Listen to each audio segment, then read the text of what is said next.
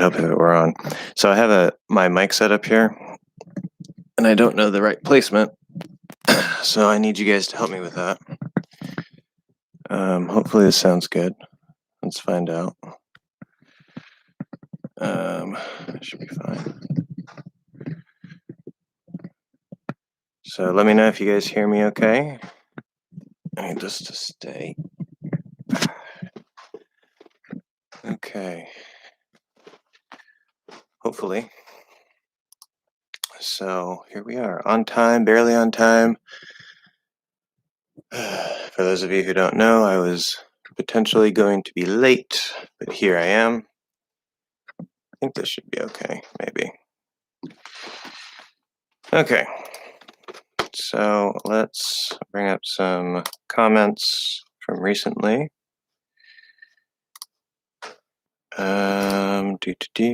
Feel free to say hi. Let's see, some great comments this week.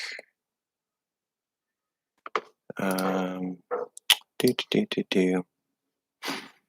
had somebody asking about a British accent app. Let's see, what else? Oh yeah, so one thing that we can talk about here, because we had a question about this. So if we say, for example, the word don't.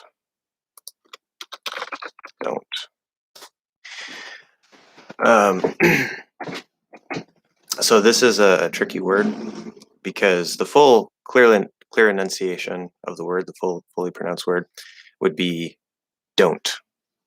But we usually don't say it that way. So what we're going to do, we have the D and the O, which is an O sound in this case, not like do, right? Do. And then there's a couple things we can do. We can stop the T, which I write like this. So you can say don't, right? And there's another way to do it. There's actually a couple ways to do it. You can flow into the next sound. Like if you say, I don't like it, you can say, I don't like it. I don't like it. And you can actually drop that T. But there's a trick to that. Because how do we know it's negative? Well, obviously the do is positive, so that helps. But we can actually do what I call a semi-nasal vowel. Semi-nasal vowel. And English doesn't actually have nasal vowels officially, but in the words don't and won't, one thing that we do to speak a bit faster and more easily is, which maybe not everybody does this, but you can actually make, instead of going into the N and doing either a full T or a stop T,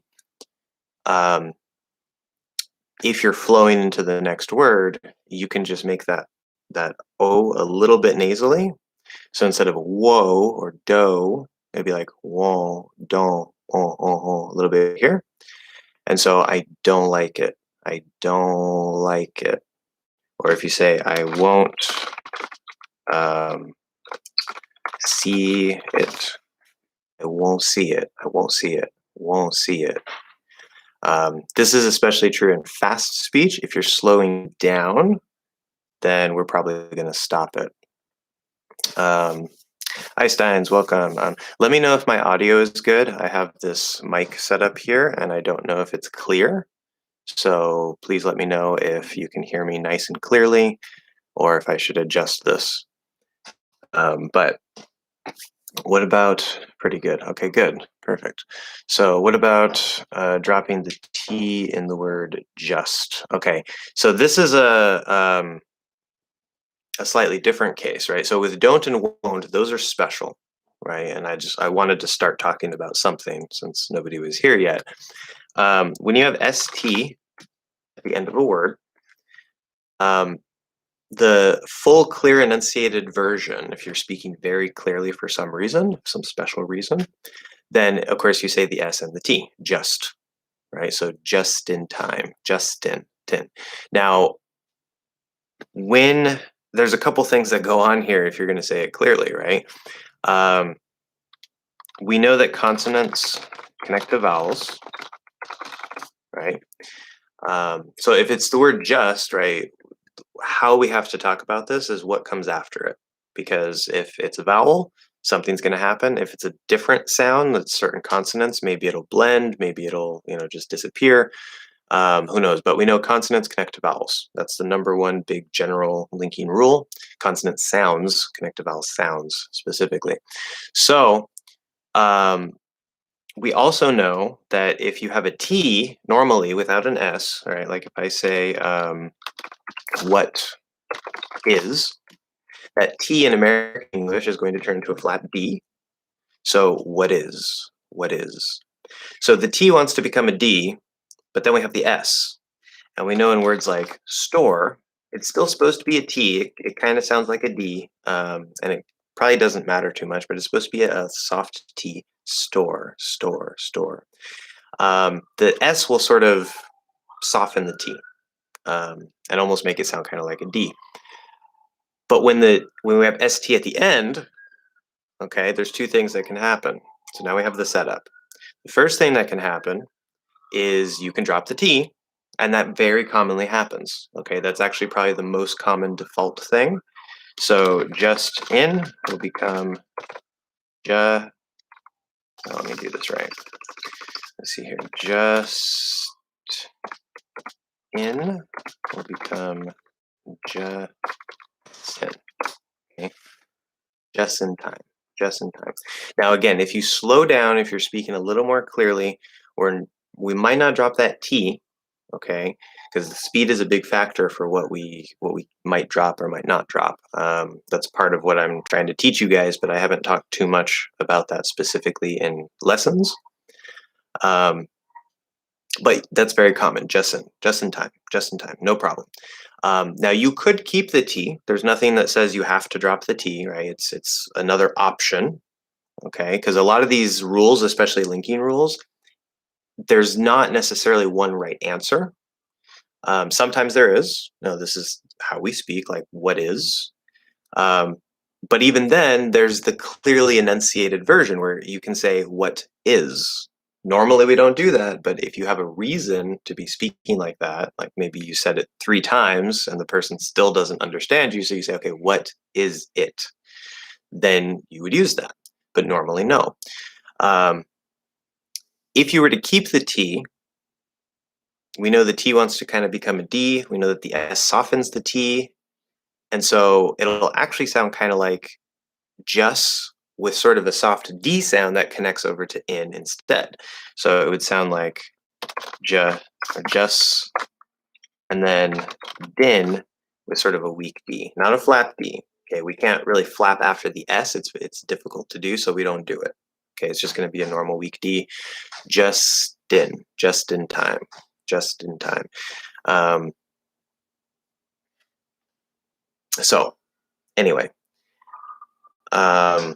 2 variations, but yes, you can drop the T. As long as you're not speaking really slowly and really clearly, then we usually drop that T. So, good question.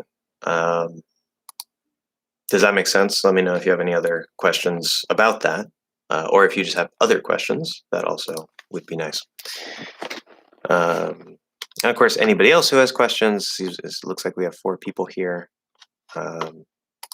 Feel free to ask your questions. There are no stupid questions. There are only horribly explained answers on my part. So,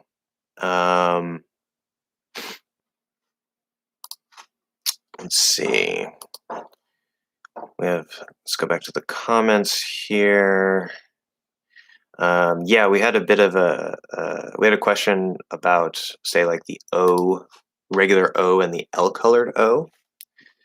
So O versus O. And that's a difficult thing for a lot of English learners, right? All the L-colored sounds, because we're doing what's called the dark L. I call it the half L vowel sound because that makes more sense. And it is a vowel sound, but it colors the O, so we're not going to say O-ul, right? We're going to say ol, ol, and they sort of get blended together. I have many questions about the T. I have to remember some. Yeah, okay, yeah. If you have just a bunch of questions about one particular thing, that's fine, right? We can talk about that. Um, Especially if I don't have any questions to answer here, anything you can throw at me helps, right? Because then I have something to talk about.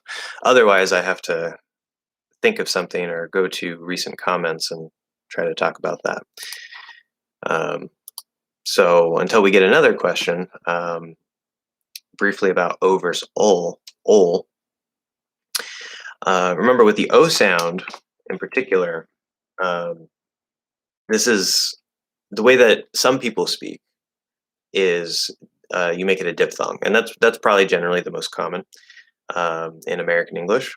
And it's like starts like O, and you go into it's supposed to be like what I call the high schwa, like in book, and you bring your lips around. O, O, O. And that combination of moving from that position to that position plus rounding your lips gives us the O diphthong. Um, I do that, but I also do the California O, which sounds almost exactly the same. And instead of O, it's more like O, O, O, O, O. And it's not really, it just goes in that starting position and it doesn't actually transition. And it's more about moving the lips around. I've talked about this in the lesson for the O sound. So many languages, they just have like right? You just stick your lips out and you There's none of this, rounding around. You don't really have like a movement from one sound to the other.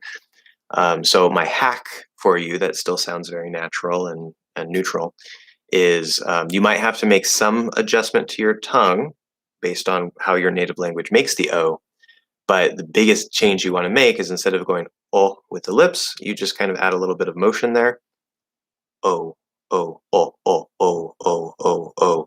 And then you might have to maybe lower the tongue a bit, if your O is higher.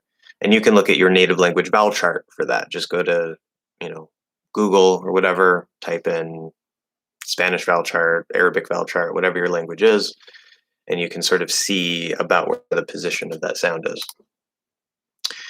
So that's the O. There's two ways to do it that are perfectly fine.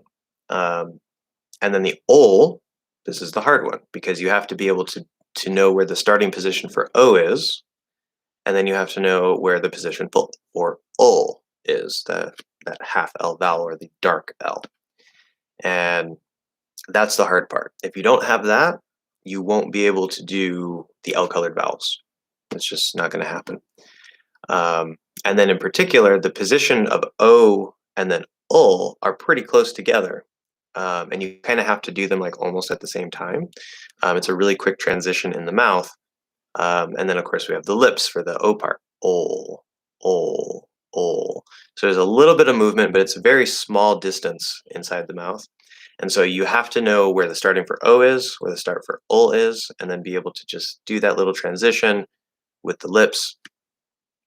So if you don't have the pieces, then that's where you want to start first. But we have lots of minimal pairs like go, goal.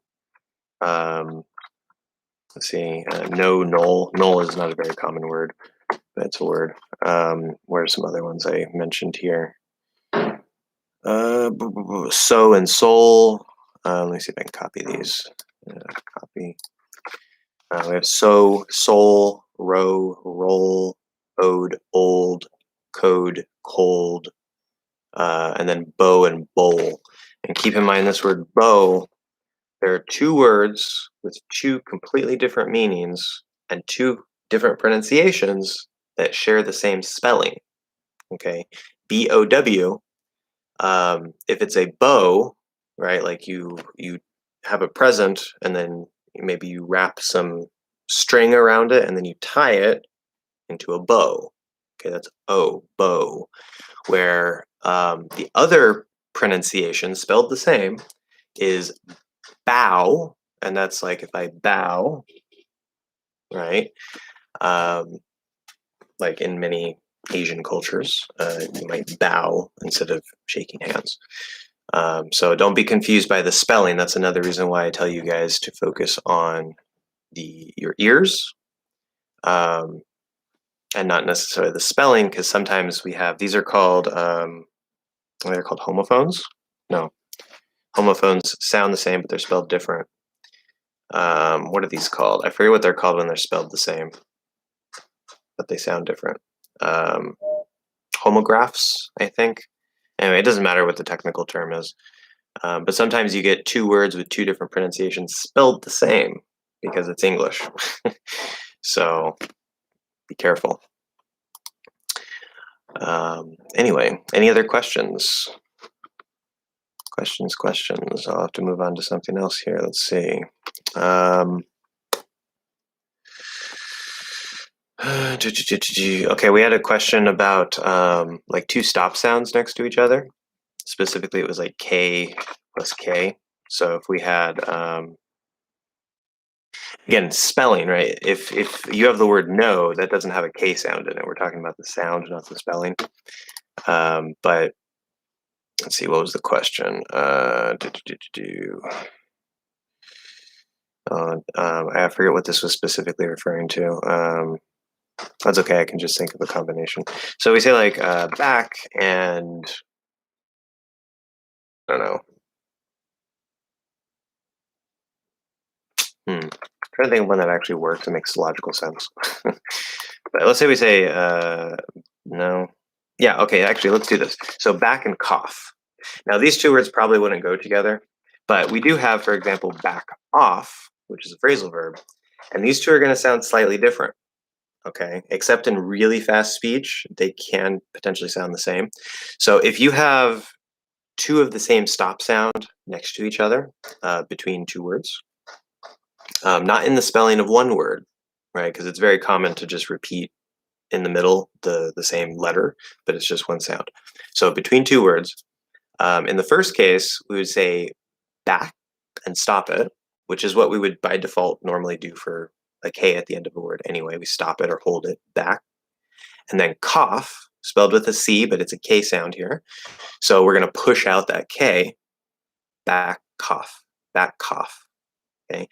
Where in the second case, so that's the first K is sort of still attached to the word back, and we stop it or hold it, and it creates this little pause, back cough, right? Where with back and off, as I was saying before, consonants connect to vowels, consonant sounds connect to vowel sounds specifically. So in the second case, we would get ba, which I want to spell this the way I phonetically spell it. So ba, cough. Okay, so it's going to sound like the K moves over and becomes part of the second word. So that's completely different, right? We don't have that pause or that break, back cough. We say back cough, back off. Actually, it becomes a weak K too. The K in cough is a strong K, but when K connects over to a vowel, it's going to become a weak K. So back off, back off. So that's another difference in the pronunciation there.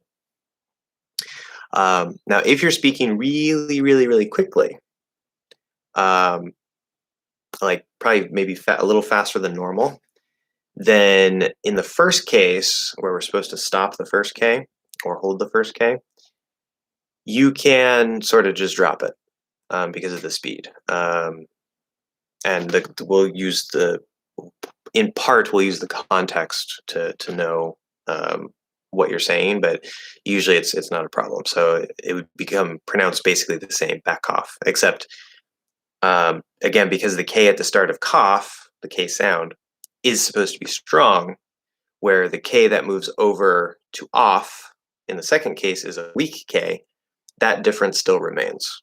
So if you're speaking really fast and you drop the K in back cough, then you would say like back cough, right? You have to be speaking really quickly because otherwise it sounds kind of weird. Back off, back off. In the second case, it's going to be a weak K. You don't want to push it out as much. Back off, back off, back off, back off, back off, back off. And it doesn't really matter how fast you speak, it's going to come out the same. Again, this is part of the dynamic range and flow. Speed can allow us to maybe drop certain sounds that we normally wouldn't drop. So that's a little bit more of an advanced point of, dropping things with fast speed. That's something you don't generally have to worry too much about until you have a lot of the basics down. So if that's confusing for you and you're like, what is going on? don't worry too much about it for now. Anyway, other questions? We don't have any questions, guys. Come on, where are the questions? I need something. I could also talk a bit more about the dental T and D variation of the TH. Oh,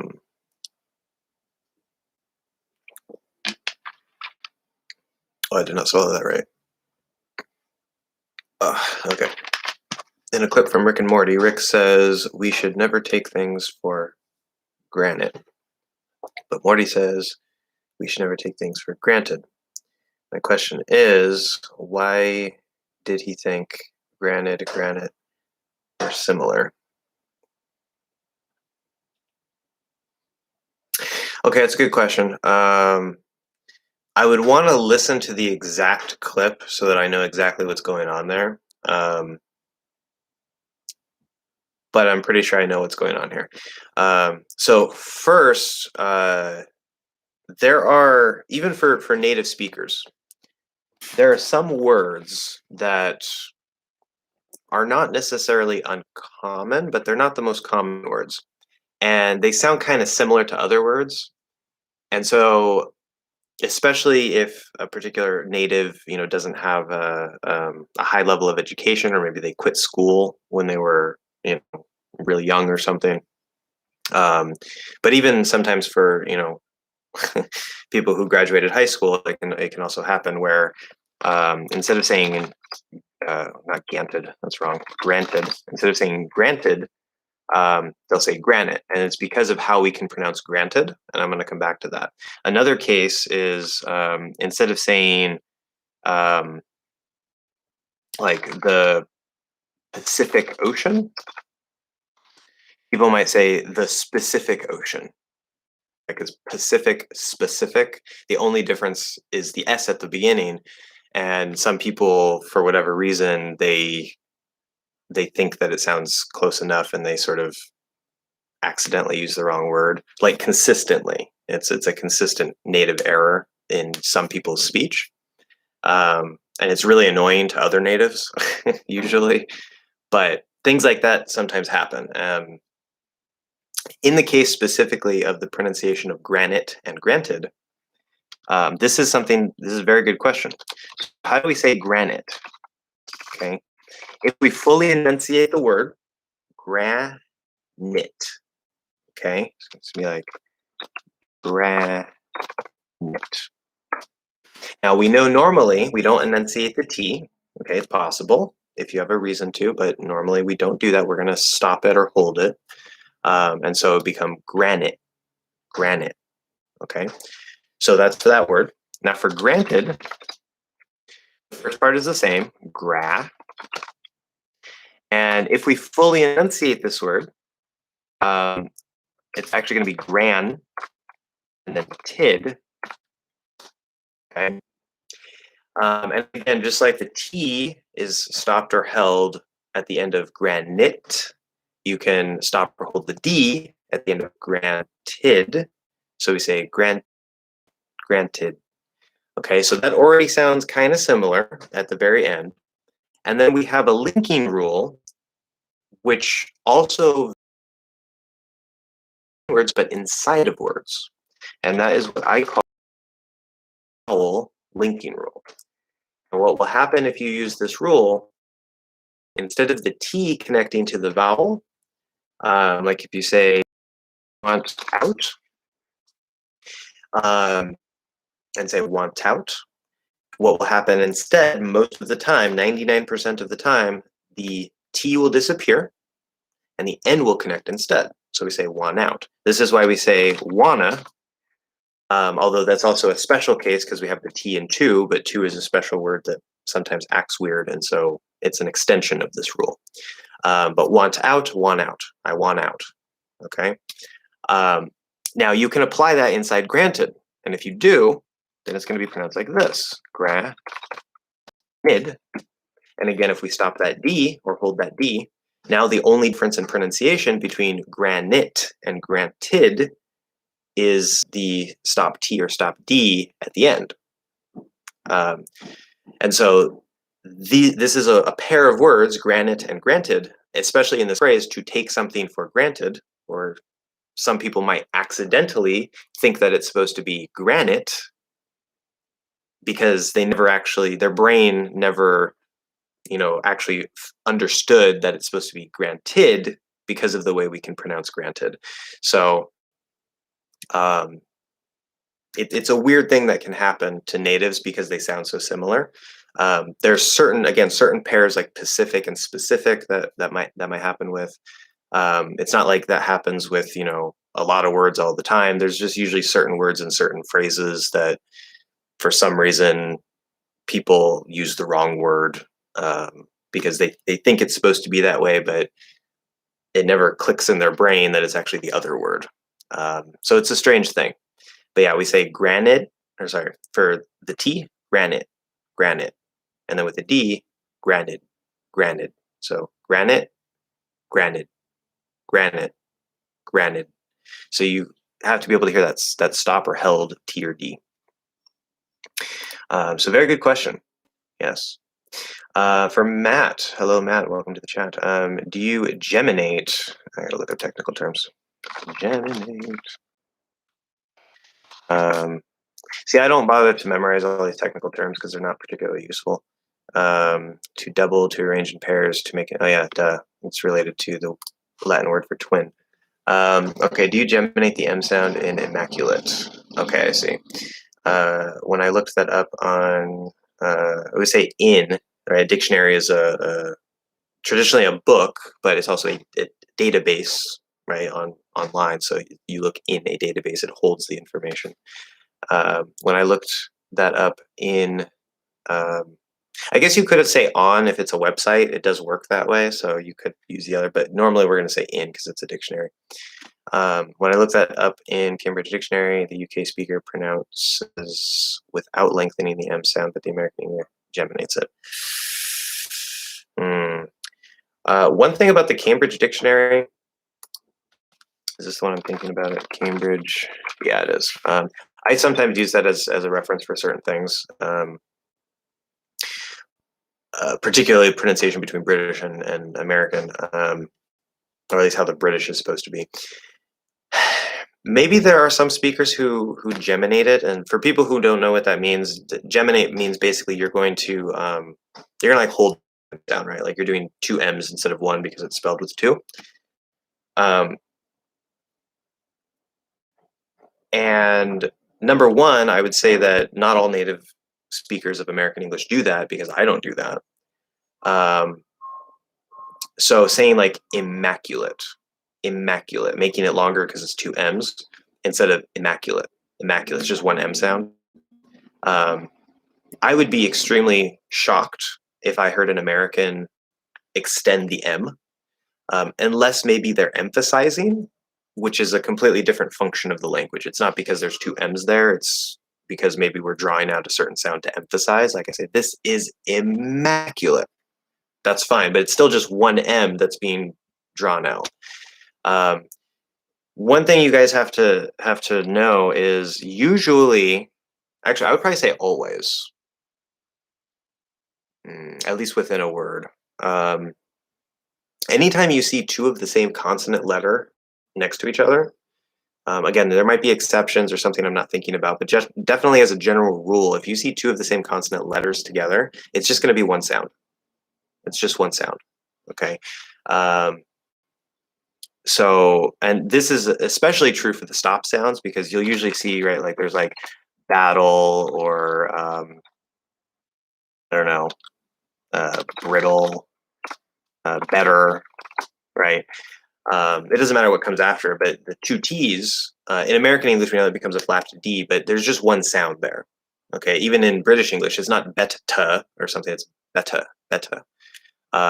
It's a common convention with the stop sounds, p, b, k, g, t, d, that if that sound is in the middle of a word, not always, but especially if it's not stressed, not at the start of a stressed syllable, it's very common that you'll see two of the same letter written.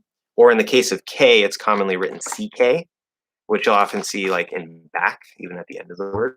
But there's no, it's not two T sounds or two K sounds, it's one sound. Okay, it's just spelling. So don't be confused by that. Let me look at, let's see here, a particular resource I want to look up here really quick for gemination. Okay. Blending, corticulation, assimilation, intrusion, elision, geminates, double sounds. Ah, yes. So double sounds, that's why I said particularly in the same word, it's just going to be spelling.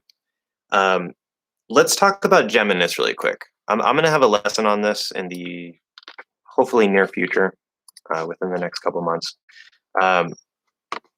But let's take a look at this. This is a linking rule, right? Gemination, the sort of lengthening of the sound because there's supposed to be like two of them and you just hold it.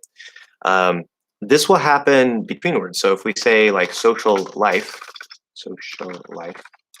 and I mentioned this before in one lesson. I don't remember where it was, but I know I talked about it in one lesson. I didn't use social life as the example. It was something with it was in the L lesson, I think. In this case, right, L is a sound that you can hold. Most consonants you can hold, right? L, s, not w, right? Whatever it is, you can usually hold them. If they're a stop sound, by definition, like t or d, you can't hold them. Like you can hold them in the sense of like you don't release them, but you can't lengthen them because you have to push them out. That's why they're stop sounds. You stop the airflow. So I say like, we'll come back to that. For this, at the end of social, okay, that's supposed to be the dark L, or what I call the half L vowel sound. You could fully enunciate it as a full L, like a regular L, social. Very uncommon. We're probably not going to do that. We like that dark L, the half L, social, so the front of the tongue doesn't come up. The second L we see is at the start of a syllable.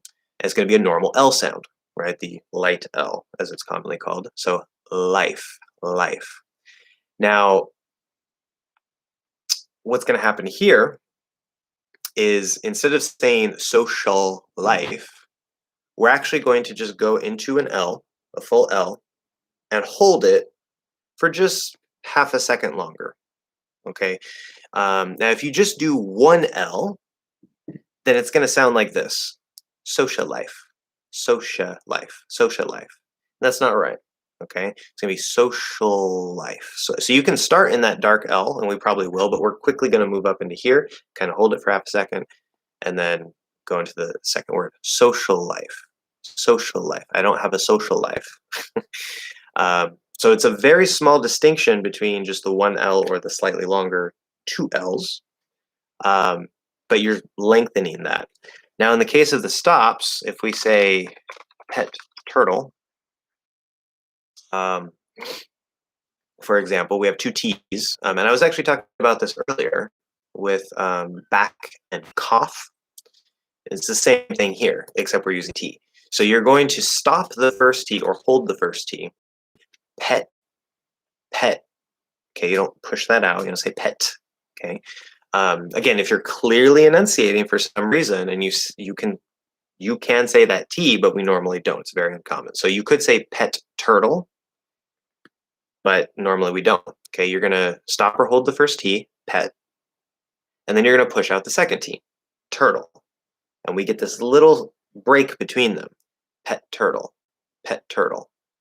Okay, if you drop the T in normal speech or slow speech, it's gonna sound like pet turtle, and that doesn't sound right. That sounds weird. If you're speaking really fast, then you can potentially drop that T and say like, I have a pet turtle. And it's okay, but only in really fast speech. Otherwise, like if it's just normal speech, you need that stop or that hold there. Otherwise, it's not going to sound right. So yeah, always be careful about spelling. And I'll mention also really quick, there's one other special case with the geminates, which is where you cannot geminate, right? You can't hold it, you can't combine it. The two stop sounds, technically, you're not like holding the T, right? Normally the T is going to stop at the end of pet anyway, if it doesn't connect to anything. So it's just what would normally happen. There just happens to be a T after it. So you can look at it as under the same rule, like it's a geminate or like social life, or you could just look at it as a normal T and a T, right? Stop T and a strong T in this case. But there's one case which is j or ch. You have a word that ends in j or ch and a word that starts in j or ch after it. It's impossible to hold. You cannot geminate it, right? So if you say orange juice, if you try to sort of hold that orange juice, it doesn't work. Or teach Chinese, it doesn't work. And the reason why it doesn't work is because to do the ch and j, you first have to go into that TD position, push that out, and go into, if it's T, it's T plus sh, so ch. If it's j, it's going to be D plus zh, the voiced sh sound, sh, and we get j. So because you have that initial point where you close and push out, just like with the regular stop sounds, it's impossible to hold it. And so you can't geminate or lengthen it. So you would have to say orange juice and repeat the same sound, or teach Chinese. Or if it's j and ch, like orange Chinese or teach juice, you still have to separate them.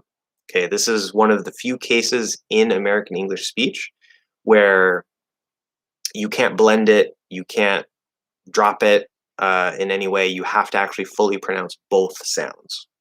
Okay, usually we have a way around that if we're not clearly enunciating, but this is one exception where you have to say both sounds.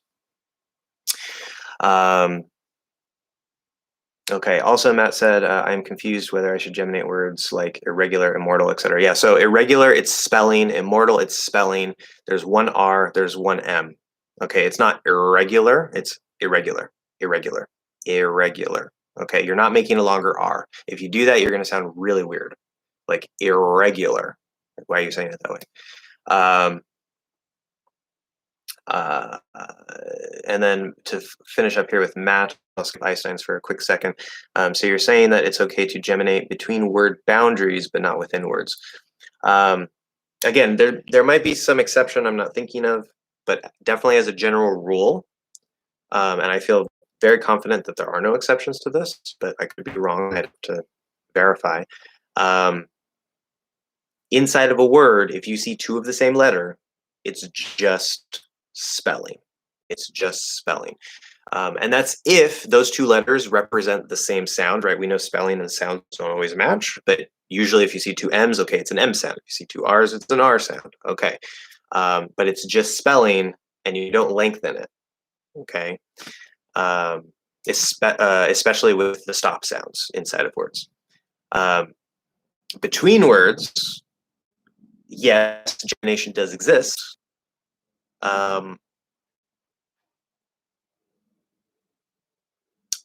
But as we saw, like with orange juice or with pet turtle, technically, well, with orange juice, there's no gemination.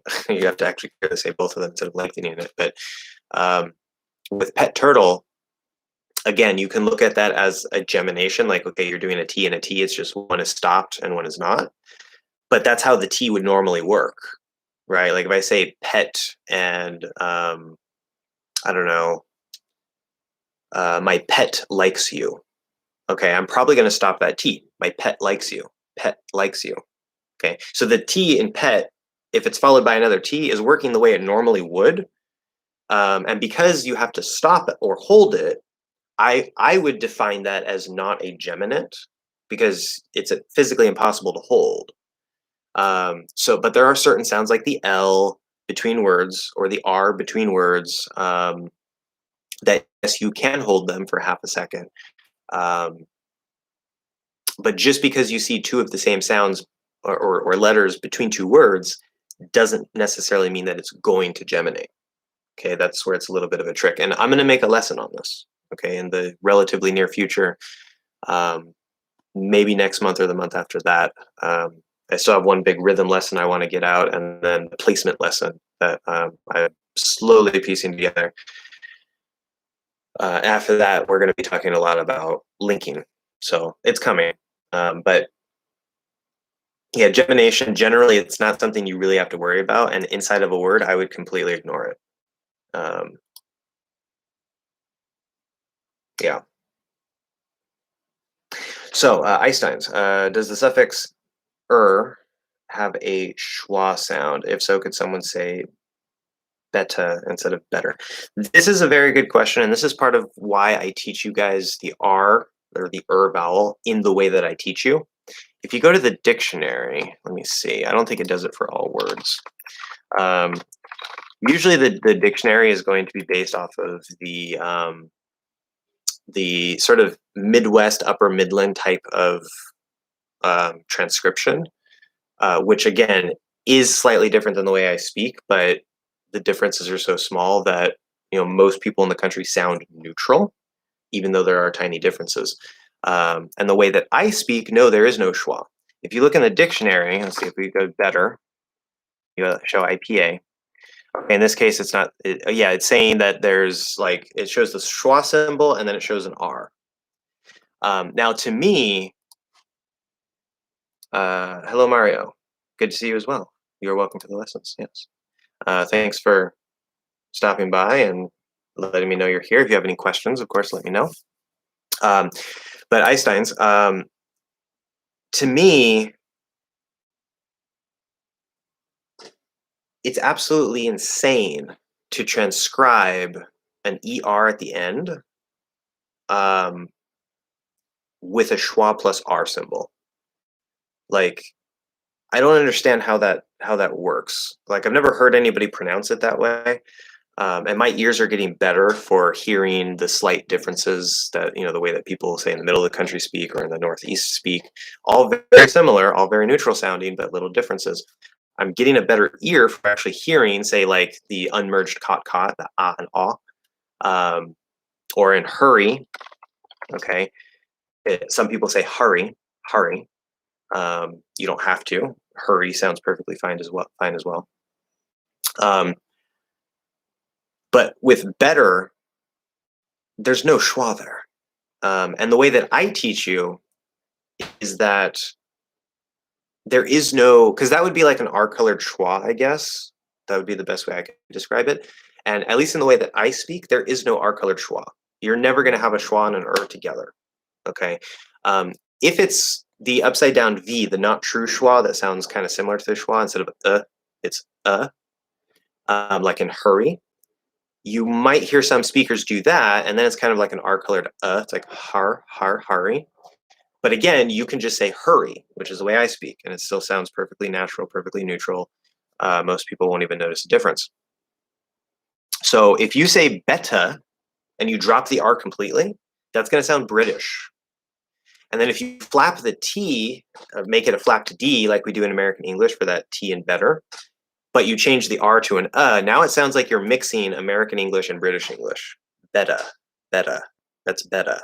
It sounds very, very strange. So my recommendation to make things a lot easier for you is anytime in the dictionary you see the schwa symbol plus an R for like the ER, ending or the ER sound, the vowel sound, completely ignore the schwa part. Just say the Okay. I forgot to type an R. Oh, okay, good. Yeah, so if you put like betar, like that's how I would try to say that. Like R, betar. Or if I flap the D, better. It's maybe some people actually speak that way, and it's such a small difference that I've never noticed. But it's uncomfortable for me to do. It's very strange sounding to me. And you definitely don't have to worry about that to sound natural or even neutral. Just do it the English hacks way, do it the Western American way, which is just Okay, there's nothing wrong with that, Sometimes you'll also see what I call the high schwa, the sound, with an R after it. That also, just ignore that. It's just Like I think cure does that. Let's see, cure. The first time I saw the IPA for this, I was like, what are they smoking? So according to IPA, in American English, this is how you're supposed to say the word cure, which is like this. Now we do have the Y sound there. It's kia, right? It's not cur, that's a different word. So there is the kia, right? We have that Y, but it's not like an R colored It's not like cure, like I don't even know how to do that. I would write it like this. Cure. There's a K sound, a Y sound, and an sound. That's it. Simple, easy. Okay. And this is one of the things that confuses you guys. This is one reason why I think the IPA, at least in English and especially American English, is horrible. Because number one, at best, it's a crutch that helps, you're focused on your eyes still. So now, okay, you have one symbol for one sound instead of English's limited number of symbols or letters. So that kind of helps, but you want to be able to hear it, right? Then you don't need the IPA.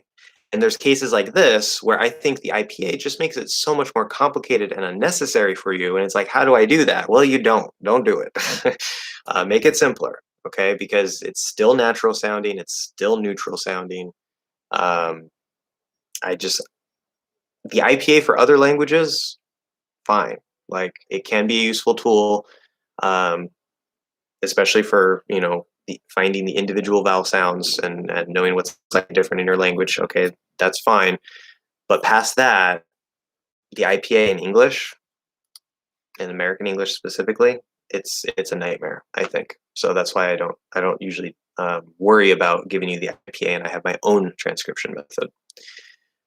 Anyway, moving on. I was asking because some singers. Don't worry, I'm not skipping you guys. I was asking because some singers barely pronounce their R's, so I wanted to know if it could be better with the D sound. I'm going to come back to that because that's related, but I don't want to skip people here. Ariel, welcome to the chat. Is it, the word it there, is it common to hear, what? Ejective Ks. I don't even know what an ejective K is. Ejective K. I have an idea what that might be, but ejective consonant. In phonetics, ejective consonants are usually voiceless consonants that are pronounced with a glottalic aggressive airstream. That's a fancy term.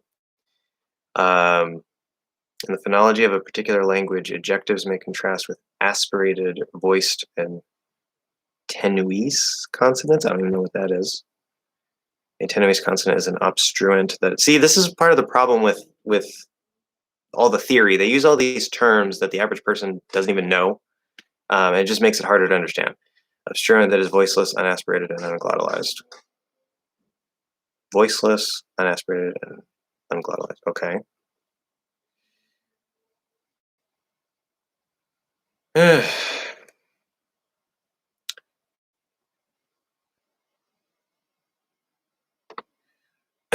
You found a weird part of the internet, Ariel. That's all I gotta say.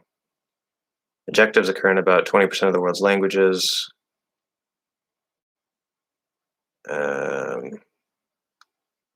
So the answer, I'd have to do a bunch of research on this to even understand what they're saying. I have no idea. I can't say yes or no. What I will say is that English, particularly American English, regardless of California or West Coast or whatever, we have 3K sounds. Okay, technically 3.5. We have 3K sounds. And this is how I teach it. Okay, there's a strong K, which is what would be called aspirated, which just means that there's a lot of airflow.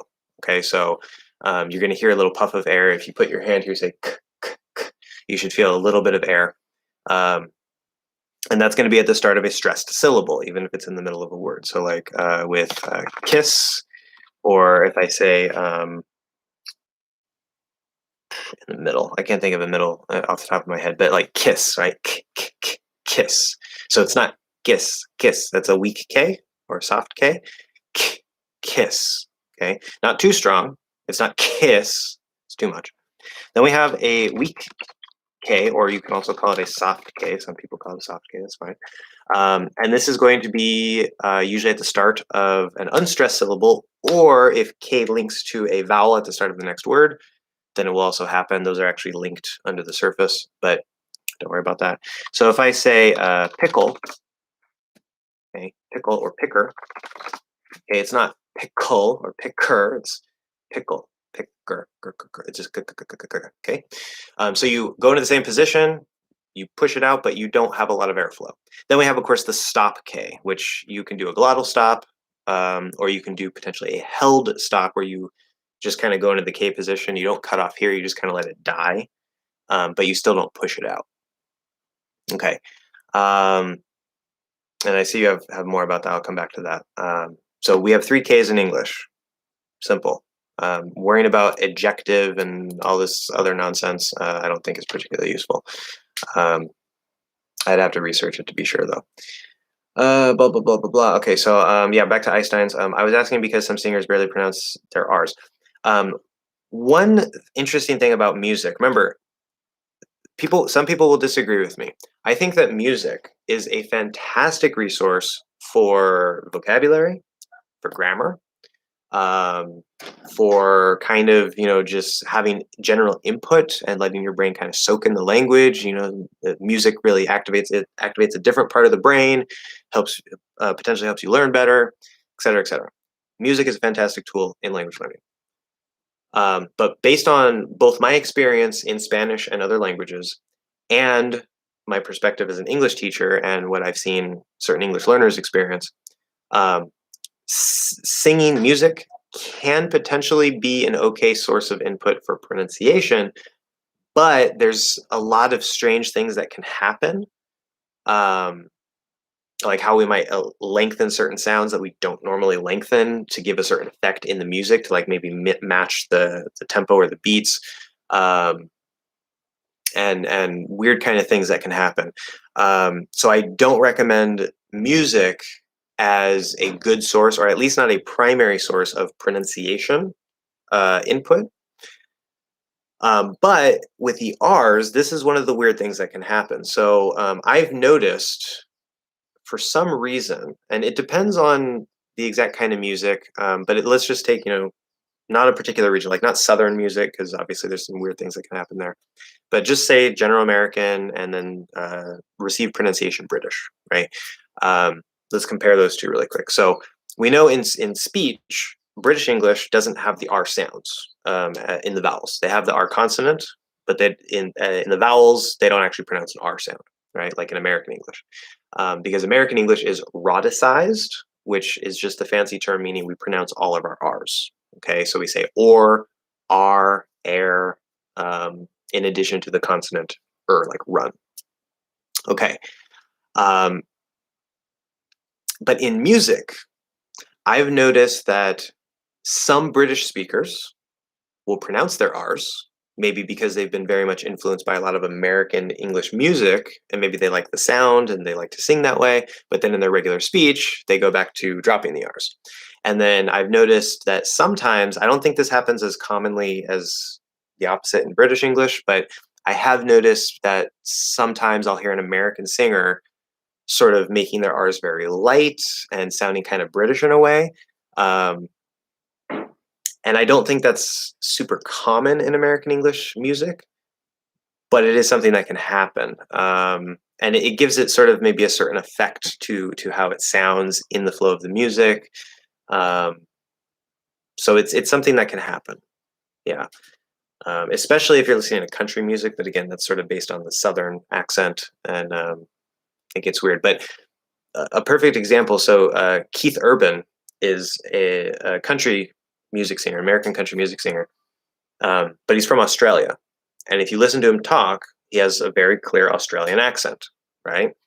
But when you listen to him sing, he sounds, he actually has a nice mix between sounding sort of general American and Southern. He has this interesting little blend. So it kind of sounds like country music, because some people from the South, they'll either, when they're singing, they'll either sound like they're from the South, or they'll kind of sound like a little bit more general American, or they'll have a blend.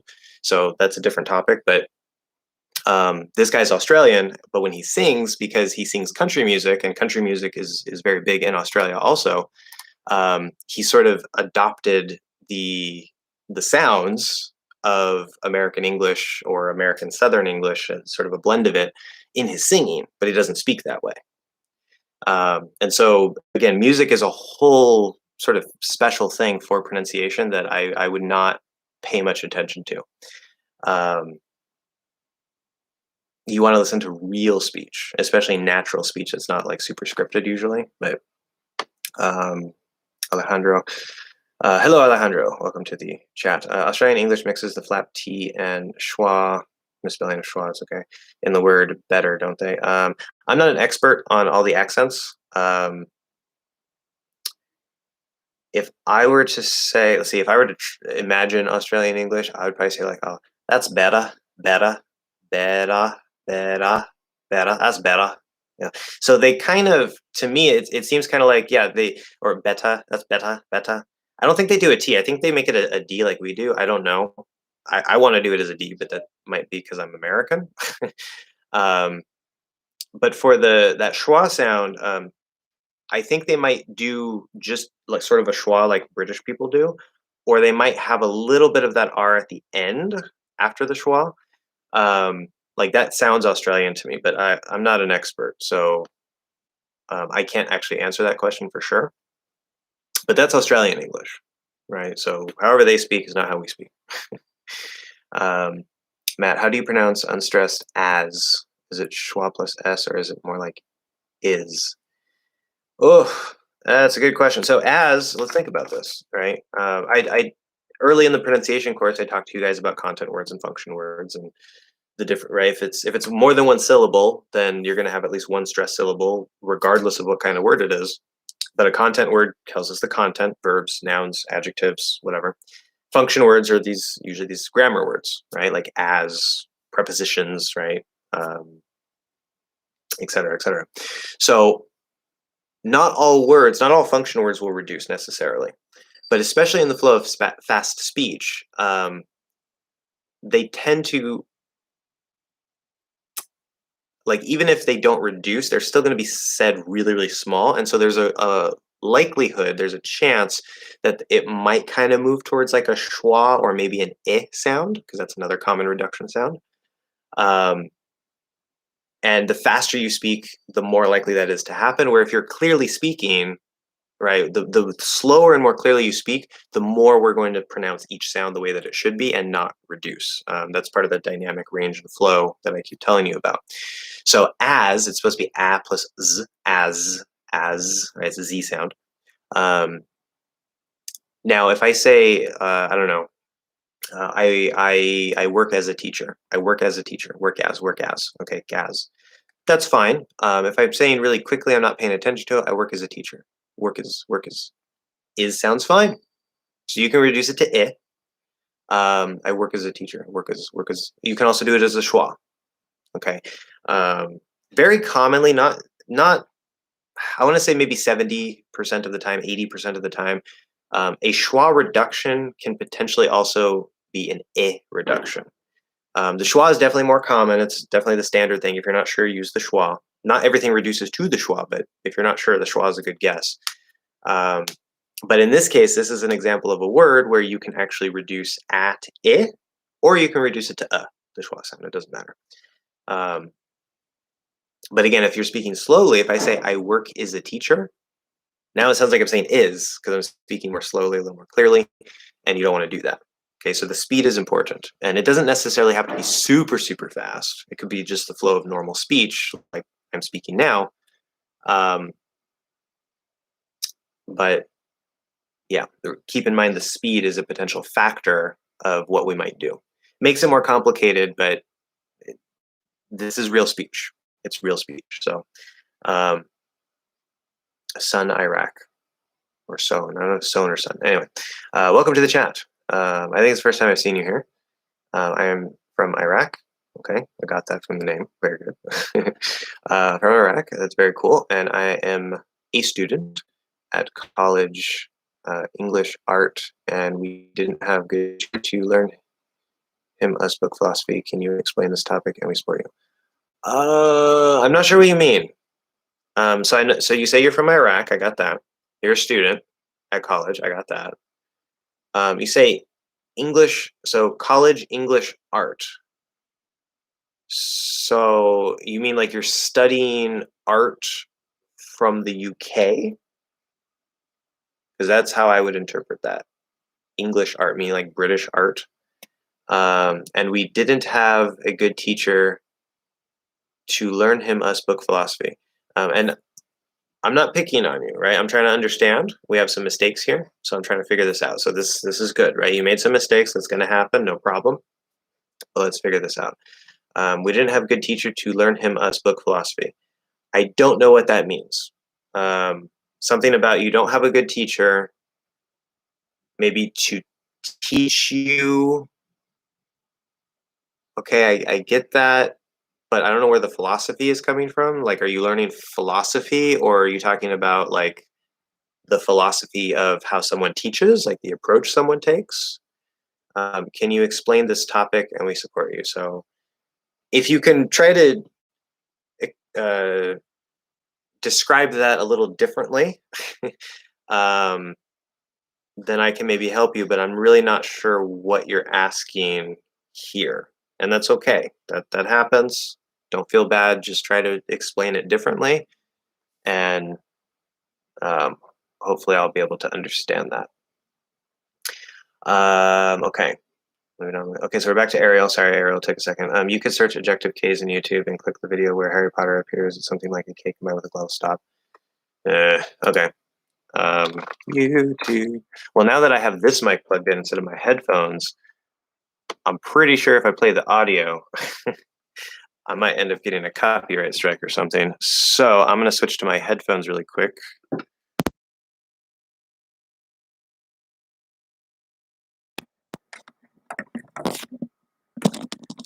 So here we are.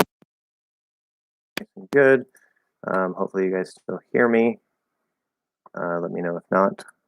But okay, so it was ejective K. I'm looking for Harry Potter. Okay, so Dr. Geoff Lindsay, I suppose. Oh, the guy that, yeah, I think that the guy you're saying looks like Harry Potter. Okay, yeah, there's Harry Potter, and then there's a guy that looks like Harry Potter. That's actually a different YouTuber. I know him. Ejective consonants in English. Why do English speakers pronounce K like that? Let's see. Double check, make sure the audio is good. Nobody's saying anything, so I'm going to say it's good. Okay. Let's see here. I noticed some native speakers say words like quick with a special click sound, K at the end. Interesting.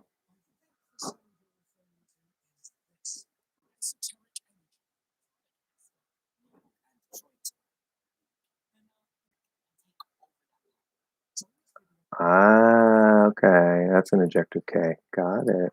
Got it. I didn't know that had a name. Of course it has a name, right? Because linguists like to label everything, which is good. But hold on. My mic stand is going to fall. All right. Over to here. Hopefully this sounds good. Get it plugged in just right. Sometimes it's weird. So let me know if the audio is still good or if it's not good. But an ejective K, what they're talking about.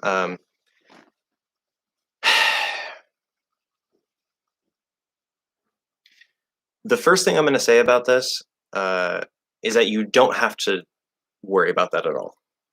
It's a variation, something that can happen. There's no rule saying that you have to do it. It's just a strange thing that sometimes we do. So one word that stood out to me, they said like anarchic. Anarchic. And she actually did it in both positions. She did because the first CH is actually pronounced as a K here, and she said like anarchic, anarchic. She kind of did it for both of them. Normally, we don't push our Ks out like, right? That's where there's like no airflow, and we're really trying to like forcefully separate out that position, the close, to where we get this sort of click sound, like, right? If I were to do a T, it'd be like, we don't do the T that way. There's absolutely no air. That I don't know exactly why that happens. I'm sure there's reasons, and maybe somebody else has explained it. It doesn't matter why it happens. It doesn't really matter when it happens. But again, as I said, it's a variation that can happen. There's no rule that says you have to. It's not a like a necessarily a standard part of the language, but it is something that probably commonly happens. I've done it myself. Now that I know what it is, um, it almost gives sort of like an exasperated feeling to it. Like, oh, it's so anarchic, anarchic, whatever. And instead of kind of pushing out this like anarchic, like I don't know, it's weird. It gives a slightly different feeling to it. But I would completely ignore it. It's absolutely not needed to know. Just know if you hear it, it's a K, right? Or if they do it as a T, then it's a T, whatever. Um, and if you want to adopt that and learn that, figure out the exact times when that's loud. Figure out the exact times when you can and can't do it. But I'm not going to teach that. I'm not going to care about that because it's not something that is in any way required. So,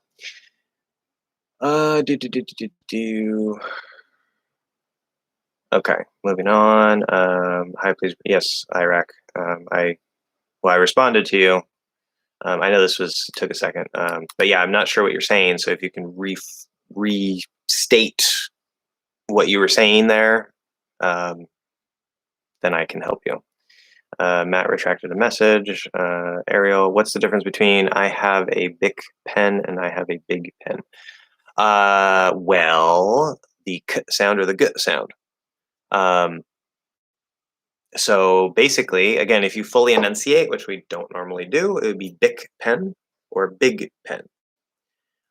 Normally, we're going to end up stopping or holding the K sound or the G sound, spelled with a C, B-I-C, but it's a K sound.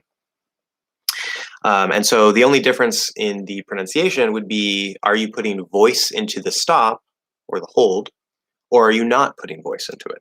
So if you don't put voice, it's going to sound like a K, right? Big, big, big pen, big pen. If you do put voice into it, it's going to sound like a G or a G sound, right? Big, big, big pen, right? And so I know it could be very hard to even hear the difference there, but with a K, big, big, and then big, big. So you get the voice sort of caught up in the stop or the hold, and that allows us to hear the difference. And we will usually be able to pick up on that, especially since the next sound is voiceless. So big pen, big pen, big pen, big pen. Unlike what some resources teach you, there's no lengthening of the vowel there or anything like that. That's an illusion. The only difference is between the voiced or voiceless at the end there. I've been trying so hard to learn the half L, but it looks impossible to me. I'm always asking my American friends, typo there, no S on Americans, American friends for feedback and using minimal pairs to train my ears, but nothing seems to work out. We probably say nothing seems to work. Work out is it's okay, but it's a little out of place here with the out.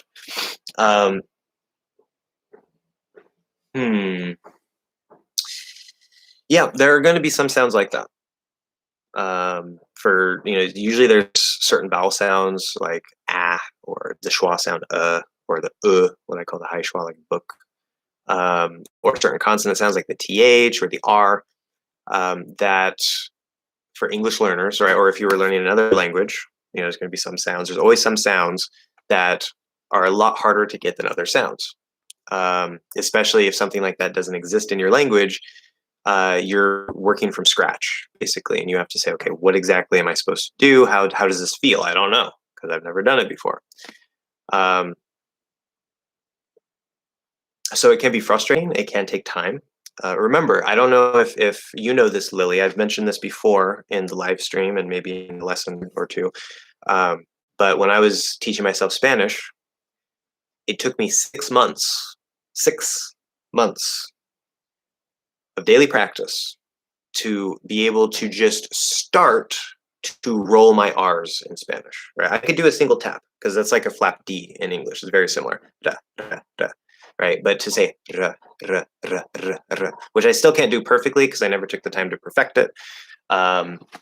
If I go back to Spanish at some point, I am going to perfect it. But to just do that more than one, ra, ra, ra, rojo, carro, right? Whatever it is, it was physically impossible. I could hear it, but it was physically impossible to get my tongue to do that for 6 months. And I didn't sit down, study for like, an hour or 2 hours a day trying to do the R. That probably would have helped me improve faster up to a certain point. I mean, you can only do so much in a day before you stop really gaining much benefit. But again, when I was teaching myself Spanish, I was learning how to learn a language. I didn't know what to do or how to do it. And so I sort of discovered the idea of micro adjustments through my own experimentation. And then later I heard Idaus and Ness talking about that. And I was like, oh, hey, a polyglot who speaks many languages and likes to sound like natives is also talking about micro adjustments. And he uses the same term. So I must be right. But yeah, because I've never, for an English speaker, the rolled R is very, very difficult. It's one of the most biggest problems for English speakers learning Spanish.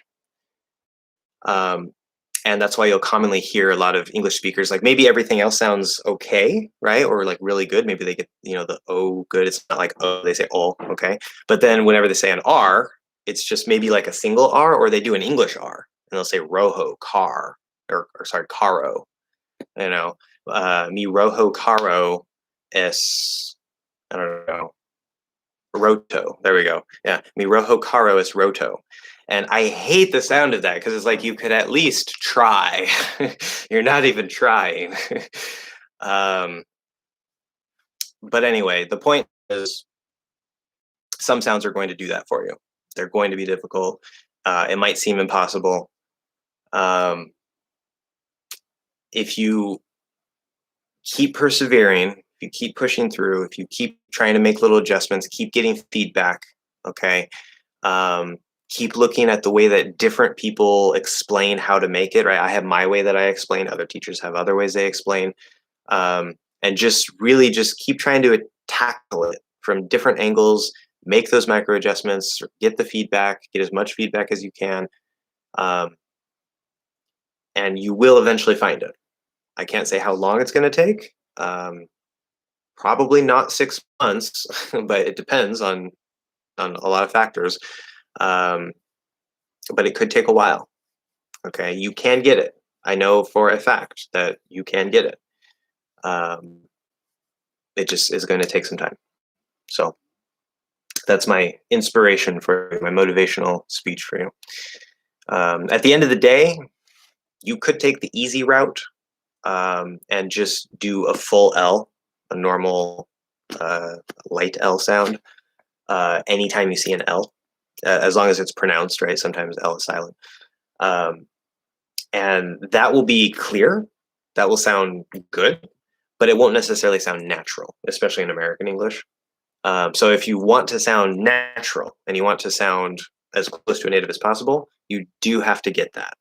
At the end of the day, you can choose, okay, the amount of work that I'm putting into this, I've tried for 3 months, 4 months, 5 months, I still can't seem to get it. I'm just not going to worry about it. I'm just going to do a normal L all the time.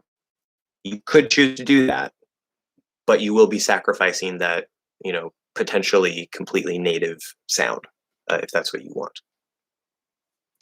So anyway, Ariel, I'm not an expert at all the accents. That's why we love you. You're so humble.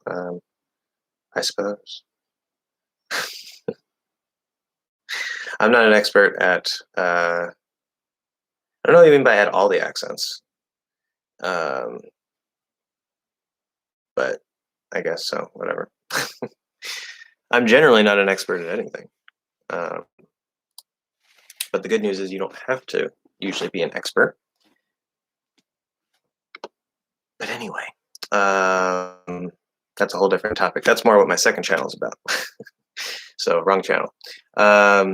Matt.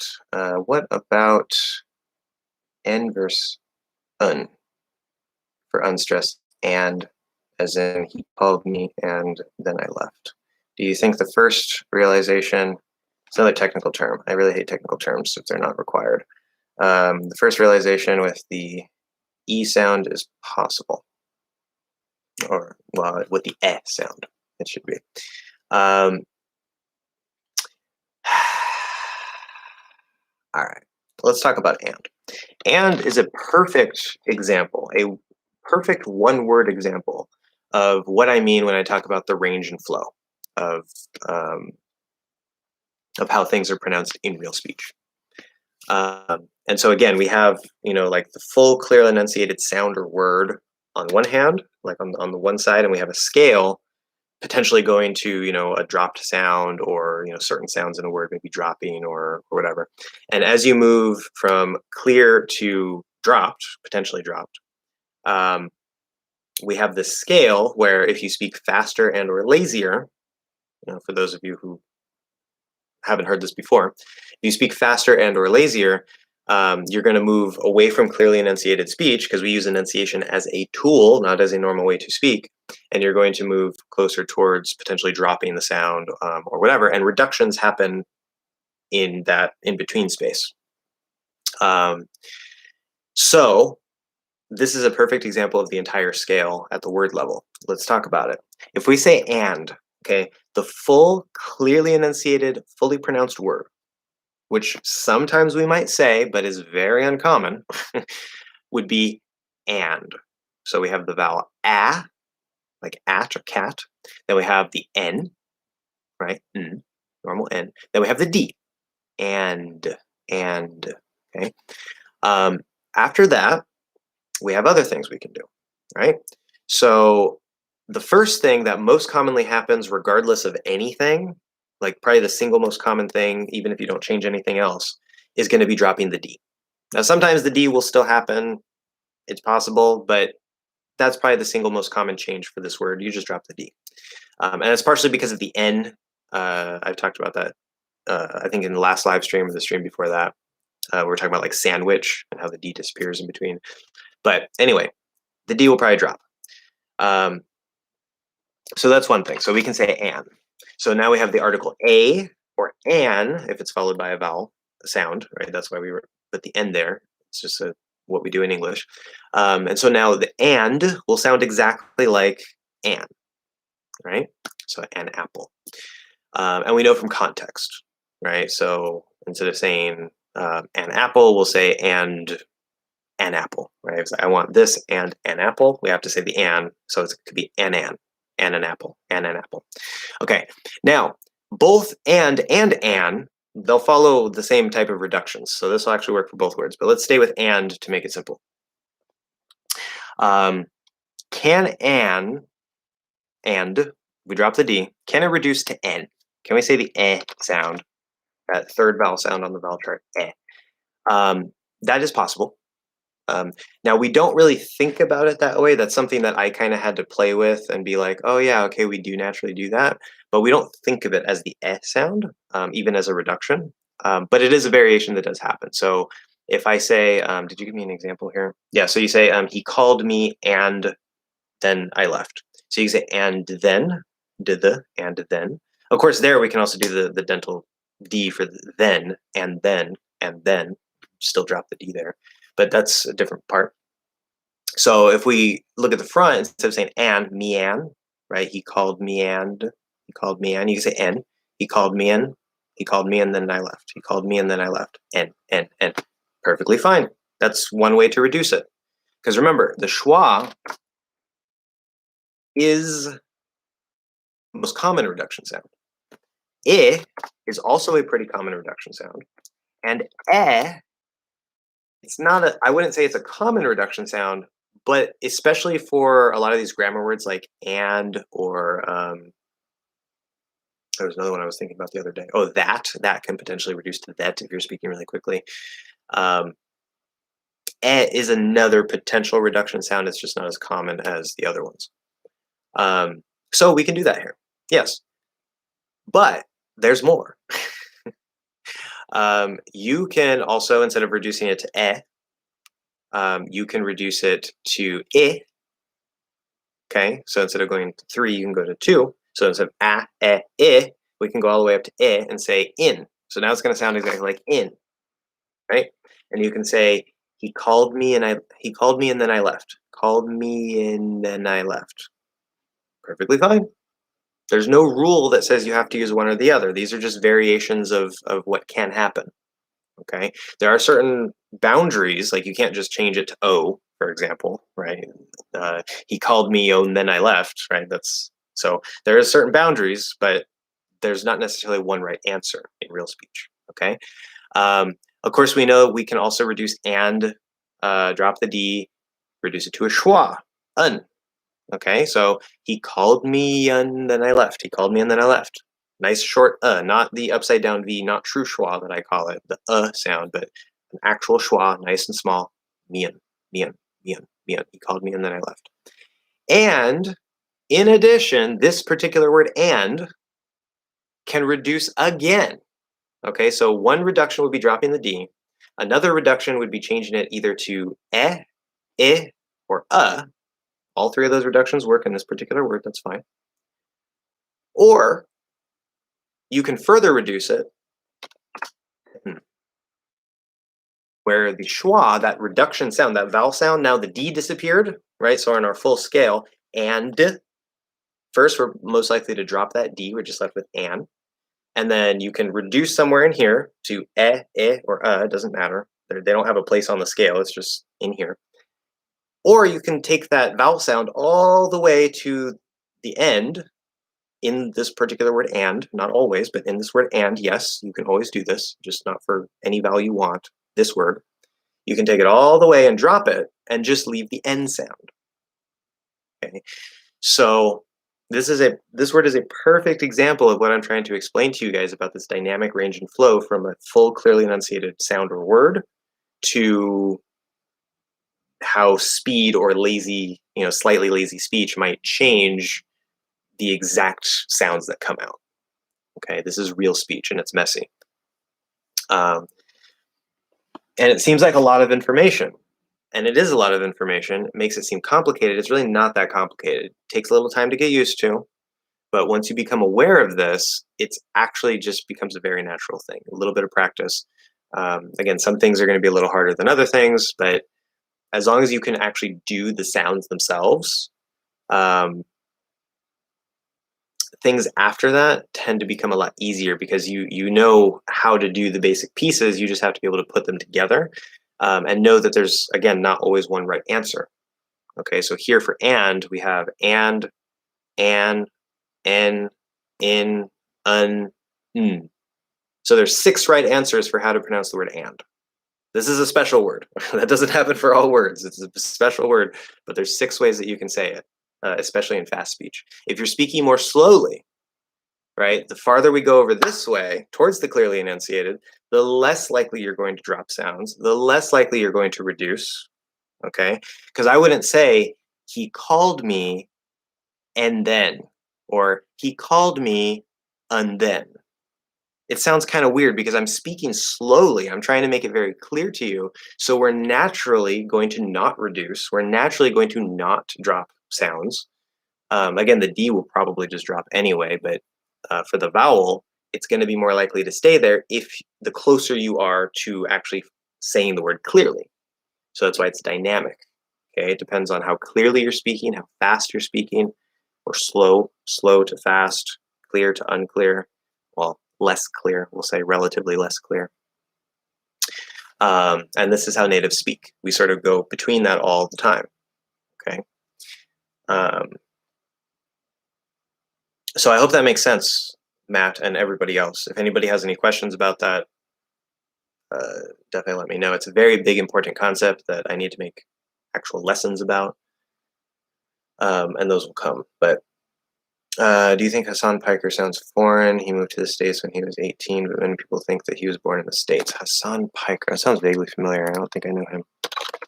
YouTube, who is Hassan Piker?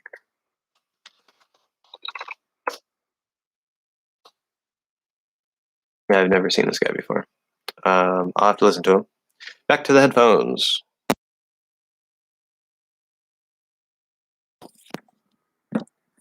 Testing 1, test 2, here we are in the headphones.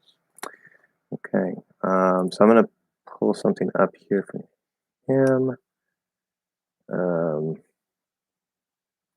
Let's see.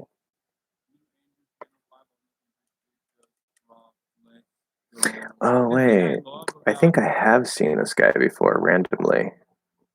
Because I'm seeing he talks a lot about politics and stuff. And I think I've seen a couple of his political things. Being suspected of being an Arab in what Israeli media is calling a lynch. See, so far I'm not hearing anything unnatural. Functionally, let me see what John. I want to see if there's like POS in this old TV. Who knows what the rules were? Tonight, Israeli tanks are positioned. Reality of the territories that Israel is currently occupying, where people. Yeah, so now I'd have to listen to him a little more extensively to be 100% certain, but I listened to some clips from him from different videos. I'm listening for certain things like the R sound, the TH sound, et cetera, et cetera. And I notice zero unnaturalness. He sounds exactly 100% like a native to me. So the only thing that kind of stands out to me is there are native speakers who do this, and this kind of goes a bit to the placement. I'm going to talk about this in the placement lesson.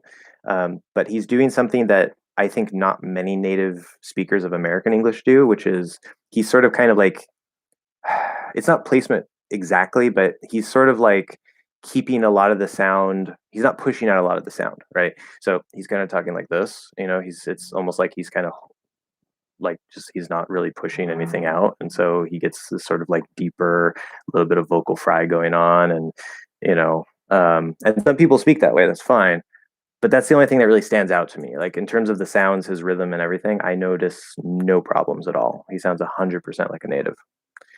So let me switch back over to my other mic. By the way, tell me if this mic or the other mic is better, because that'd be nice to know.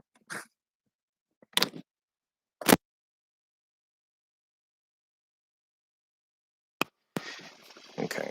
Which, of course, if this mic doesn't sound as good, I can adjust it and maybe it'll sound better.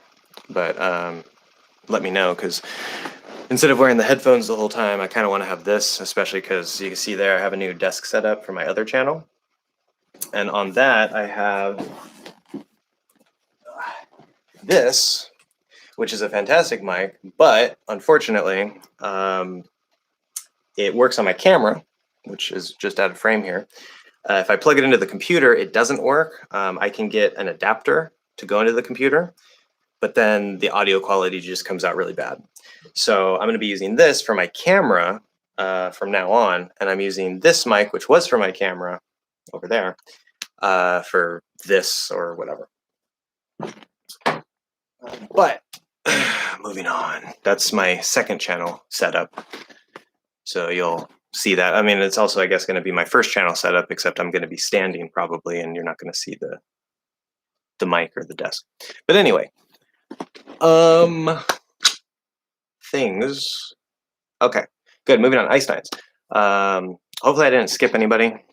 Sometimes that happens, so just let me know. But I still haven't heard from Sun Iraq. I don't know if he left or what, but still waiting on that re-explanation. Anyway, Einstein's. What is the pronunciation of the possessive pronoun for your guys? Yeah, that's a stupid one. I heard a police officer saying, "I need your guys' ID," but I'm not sure. Is it your guys' ID, your guys' ID, your guys' ID?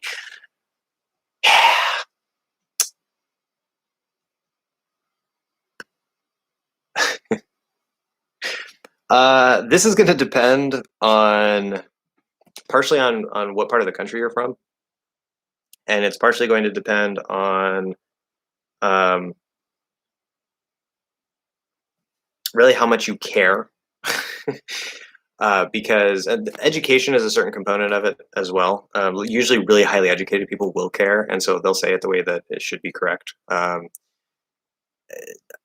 Most speakers don't care and will kind of just use whatever. So yeah, because it's your guys, right? It's like your ID. Okay, that's fine. That guy's ID, right? Or those guys' ID, right? That would work. But when we say your guys, meaning you plural, right? Because we can say you guys instead of just, you all or whatever.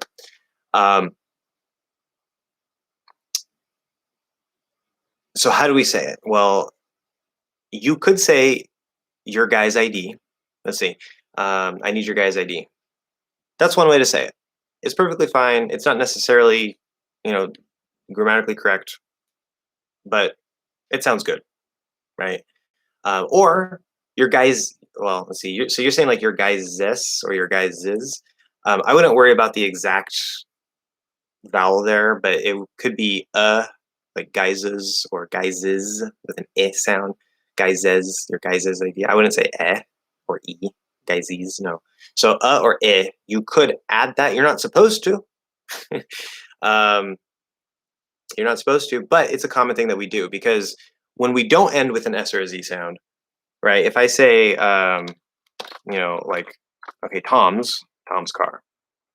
So we're adding that apostrophe s, which in this case pronounces a z sound, which is fine because Tom doesn't end in an s or a z. But as soon as you add, if the last sound in the word or the name is an s or a z sound, it's not correct, but we naturally want to add that s or z sound at the end as a separate thing. And so the only way we can do that is to add a vowel or at least a slight little interruption between the, like in this case, the Z and guys, and then another sound. So we end up saying, instead of your guy's ID, we say your guys' ID or your guys' ID, whatever. All of them are fine. I myself, I'll use all of them. It doesn't matter. It really doesn't matter. Either using guy's ID or guys' ID, whichever one comes out is fine. And that's how most people will speak. So I wouldn't worry about it. If you want to be technically accurate, I'm pretty sure you're not supposed to add it, and so you would say your guy's ID. But I think we actually might use a slightly different structure there to be completely grammatically correct. And so at the end of the day, it doesn't matter. It really doesn't matter. It's a common way to speak, and it sounds very natural. So one example I like is Jesus, right? Because we have the z in the first part, Jesus, and then we have us or is. I usually say is, but that's a regional thing. You say is or us, it doesn't matter. So Jesus or Jesus. So the first S is a Z sound. The second one is an S sound. But what if I want to say like Jesus and then something that belonged to him, right? So what we would spell this way, or we would write this way, which is the apostrophe, right? How do you pronounce that? This is my favorite example. So some people will say, let's say, I don't know, what we say, donkey, right? He rode a donkey. So we say Jesus donkey. Now to us, that sounds like we're saying Jesus donkey. Like not the donkey he owns, but it sounds like this. Jesus donkey. Like Jesus is an adjective describing the donkey. And it sounds weird.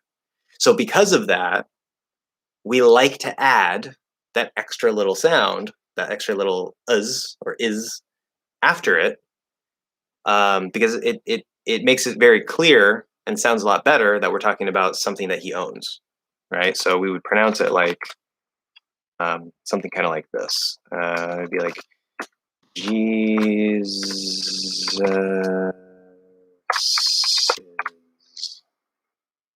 and then donkey. I won't do donkey phonetically, it doesn't matter. But yeah, Jesus's, which Jesus is, sorry. That second Z is supposed to be an S. Why did I do that? There's too many S and Z sounds here. G, the, siz. No, G, the. I can't even do it, guys. Jesus's. There we go. Jesus's. Or Jesus's. You can do it. Jesus's. Jesus is donkey. So that's why that happens. But and it sounds good. Anyway, Steve arrived. Took me a second to get to you, Steve. Sorry, but here we are. Welcome to the chat. Please talk about not inverting to be in questions. Okay, so we're talking about word order. So you mean, okay, if I say, are you hungry? Oops, I'm not typing. Are you hungry? So if we take that, and you're saying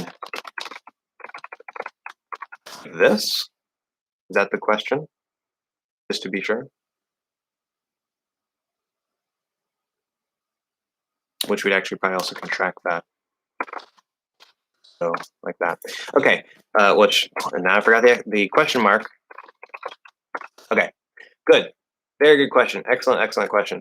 Right, remember that grammar is a description, and it describes the way that we convey meaning, basically, that we express meaning.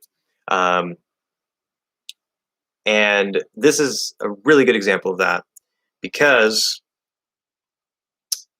it depends on the function of the sentence, right? It depends on the function of the sentence. Just like I told you guys before, I'm going to come back to your question, but because I mentioned this before, I'm going to tie it into this. Hello, Maria. I will get to you in a second.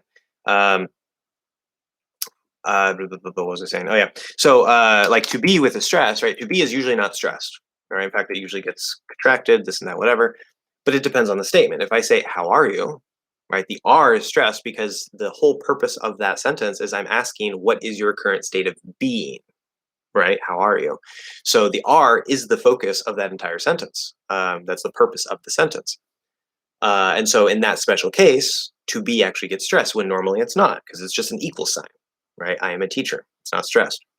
Where all other verbs besides to be, as long as they're not helping verbs, so like eat, go, sleep, whatever, those will be stressed, okay? To be is the special one. So there we see stress being used depending on the function of the sentence, right? And obviously these things are tied to the grammar, the stress, how sounds come out is partially dependent on what exactly we mean, what's the purpose of what we're saying. So in this case, this is a grammar question. If I ask you, are you hungry? That's just a simple yes or no question. That's regular basic grammar. You already know. I can say yes, I can say no. Done. Okay. Now, if I ask, normally we say you're hungry as a statement, period. You're hungry. I know. Okay. But if I make that a question with the intonation, right? You're hungry? I might say you're hungry. Right? There's a couple different ways that you can do the intonation depending, but we're not gonna fall and say you're hungry, right? There's a purpose for this, right? So what happens if you take a statement and you make it sound like a question with the intonation? Well, let's think about that. So I'm not asking, I mean, technically it is still a yes or no question, but that's not the purpose of what I'm saying here. That's not why I'm saying it this way. If I say it this way, if I'm making a statement with a question tone, I'm questioning that fact, that statement. Okay. Now be careful here because we don't just go around questioning statements like this all the time. Okay. If you do that in places in like everywhere all the time, it's going to sound weird because you could just make a regular yes or no question. The context is important. Okay. So if I say, or let's say, I don't know, let's say you and I go to a restaurant, right? And we order food, we order a lot of food, right? Like a lot of food. And we eat the food. Okay. Now, let's say that you ate all your food. Okay. And then 30 minutes later, you tell me, man, I'm hungry. Okay. Now, this context, I'm like, okay, so we just ate a lot of food. It's only been 30 minutes, and you say you're hungry.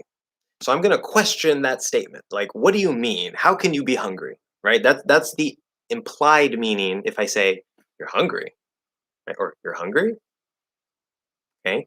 It implies based on the context, I'm saying it's like I'm saying how are you hungry or why are you hungry without actually saying the how or the why or whatever. It's implied by the way that I'm forming the statement and making it into a question. Um, so it's just another tool that we have of how we can express ourselves. But again, it depends on the context and it depends on the purpose of the statement. So that's why that is possible. I hope that makes sense. Okay, Maria. Um, here comes my horrible Portuguese pronunciation again. Hola, TH, como tu estás bem? Eu estou falando, lendo, escrevendo, yeah. And when I see o in Portuguese, I think Spanish or, because that's the word for or. O. um, o idioma is, I think the typo should be idioma, but okay. English. Boa noite, amigo. Okay. I'm pretty sure I understood that. So hello. Now the te ache or ache, I'm not really sure. I think it's ache. Um, achar, I think that's the word. I forget exactly what that means. I don't remember what that word is. We have other Portuguese speakers here. Somebody remind me what te ache means. But everything else I understand. Like you are good. I guess hope, maybe. I hope you're good. I am speaking, reading, writing, English. Good night, friend. Yes. I don't want to go into Spanish. I was going to say pues. Boa noite. Maria. I don't know. I want to say because it's Spanish. That's what we would say. But yes, boa noite. Anyway, you are hungry? Question mark. Sounds like there's no food left, so stop asking for it. Let's see.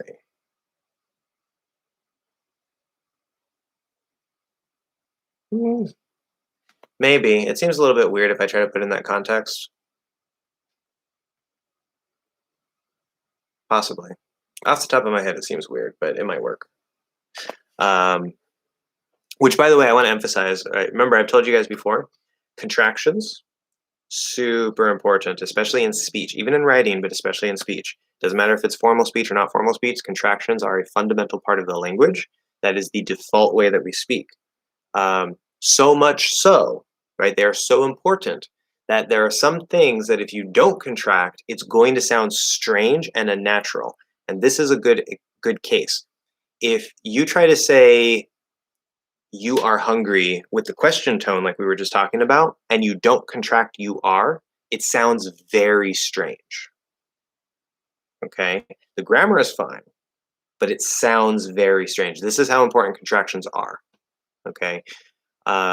Now, of course, in speech, not in this case, but in speech, most of the time, it is possible to uncontract to emphasize or, for whatever reason, it's not a problem. But most of the time we contract, and it's super important, and you should get used to contracting because it's not informal. Like some teachers may have taught you, contracting is not informal. Okay. The only time that it's sort of informal is in really formal writing, like academic writing, technical writing. But even in regular everyday writing, like you guys are talking to me here, or even if you're writing an essay for college, like that's formal, but that's not like super, super formal, right? Like if you're writing an essay for college and you don't contract, it's going to be okay in that case, but we still would probably just contract. Like the average speaker would contract all of their contractions in writing. So it has to be super, super formal written form for you not to contract. That's when you're not supposed to. But any other time, especially in speech, it doesn't matter if you're talking to the Queen of English, to the Queen of England, right? Especially if you're speaking American English. If you're talking to the Queen of England or the President of the United States, use contractions.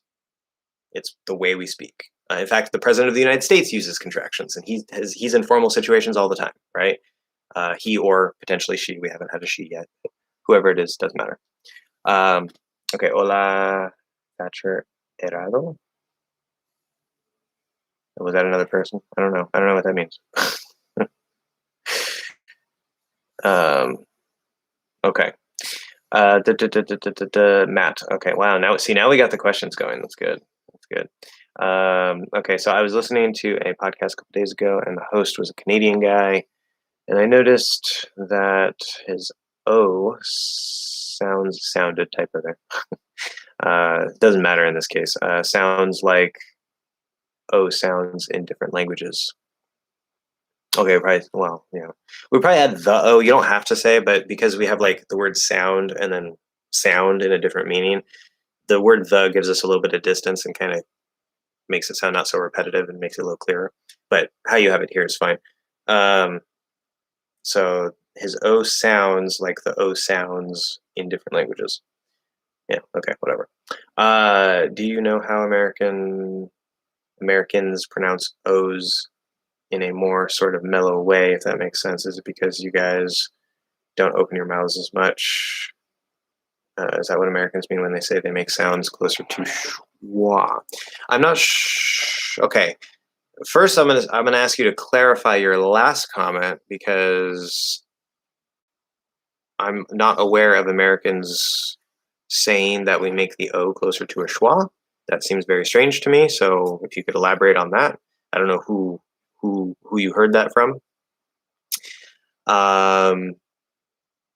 Now, in Canadian English, right, there's a range of accents in Canada also, and I'm excluding the French influence because I mean that's one area of Canada. I'm just talking about within the English speakers, native English speakers. But a lot of Canadians, especially on the west coast of Canada, sound very much like Americans, right? There might be a couple little differences, but in fact, some linguists want to change general American to like general North American, and include Canada in that. So keep that in mind that if somebody, I mean, even within American English, it could be okay. Maybe say if you listen to me from Western American and you listen to somebody from, I don't know, Iowa, you're going to notice some very, very small little differences, of course. It still sounds basically the same, very neutral, very natural for most speakers. Canadian English is kind of the same, so, but it depends on the Canadian accent. So I don't know. I'd have to listen to the guy and see how, you know, Canadian he sounds compared to how American he sounds, like based on, my perspective as an American. But keep that in mind as well, that even if he does sound mostly like me, it could just be the little difference in the Canadian sound. But to your question, I don't know if I mentioned this to you before. Centralization, I mean. So not schwa, but like centralizing the O. I haven't heard that either. I really don't know about, like, I've never heard about centralizing the O or bringing it closer to a schwa. Like, that's a strange concept to me.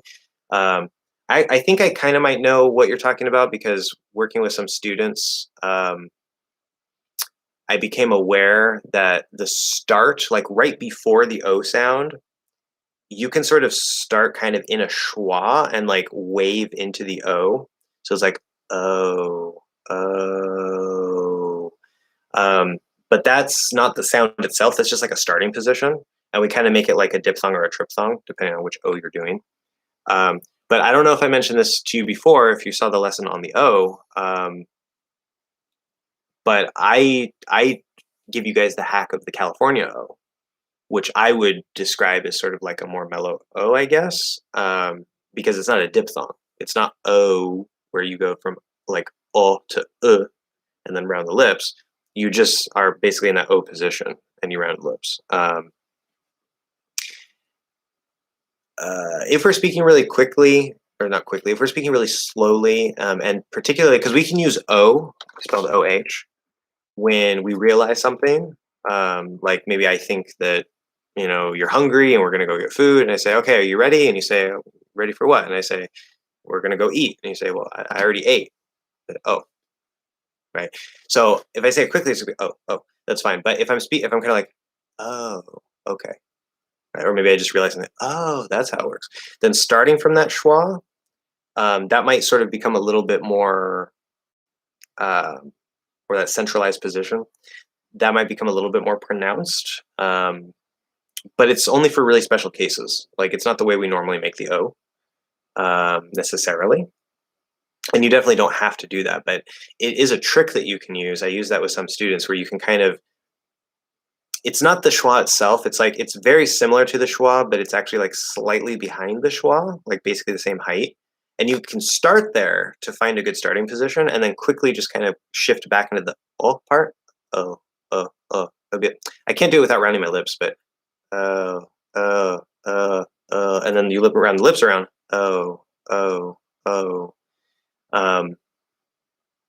So that's a hack you can use to find the O, because sometimes we will naturally do that, but it's not required to do that. Yeah, that's probably because American English is generally very lazy. Like any little shortcut we can take, we usually do. Unfortunately, it doesn't work with orange juice. You can't hack your way out of that. So I hope that makes sense, Matt.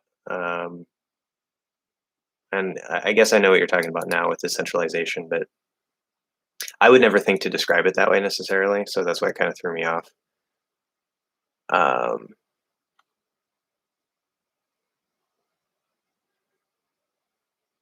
Yeah. Anyway. Hello,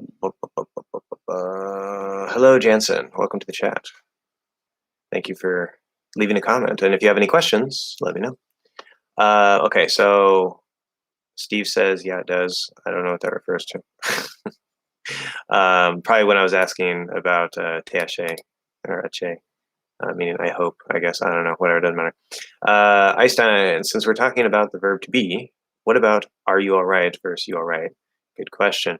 I've also heard Super Holly, an American YouTuber, saying that we can omit the verb in questions with why. Why you lying? Why you here? Why you laughing at me?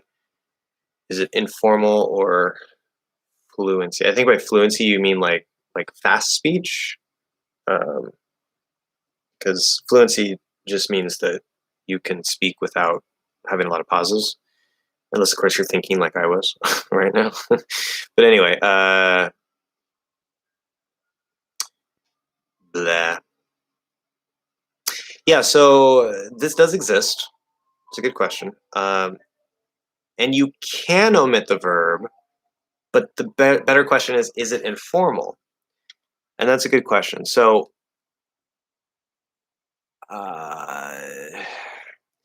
first, without the WH words, like, or without why, if we say, instead of are you all right as a question, just say you all right. This is a standard normal way to speak that is more informal. Okay, if it's just a yes or no question, or yeah, it could be with are or with do, right? So if I say, are you all right? You all right?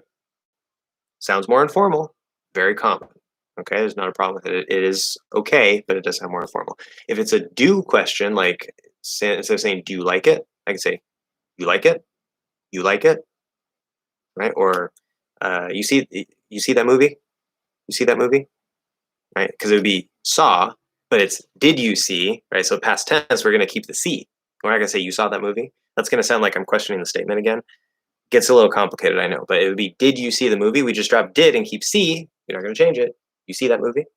Yes or no, right? Anyway, so whether it's a do or are, you can drop the do or are, but it will sound more informal. Now, in the case of, say, with why are you lying? Why are you here? Why are you laughing at me?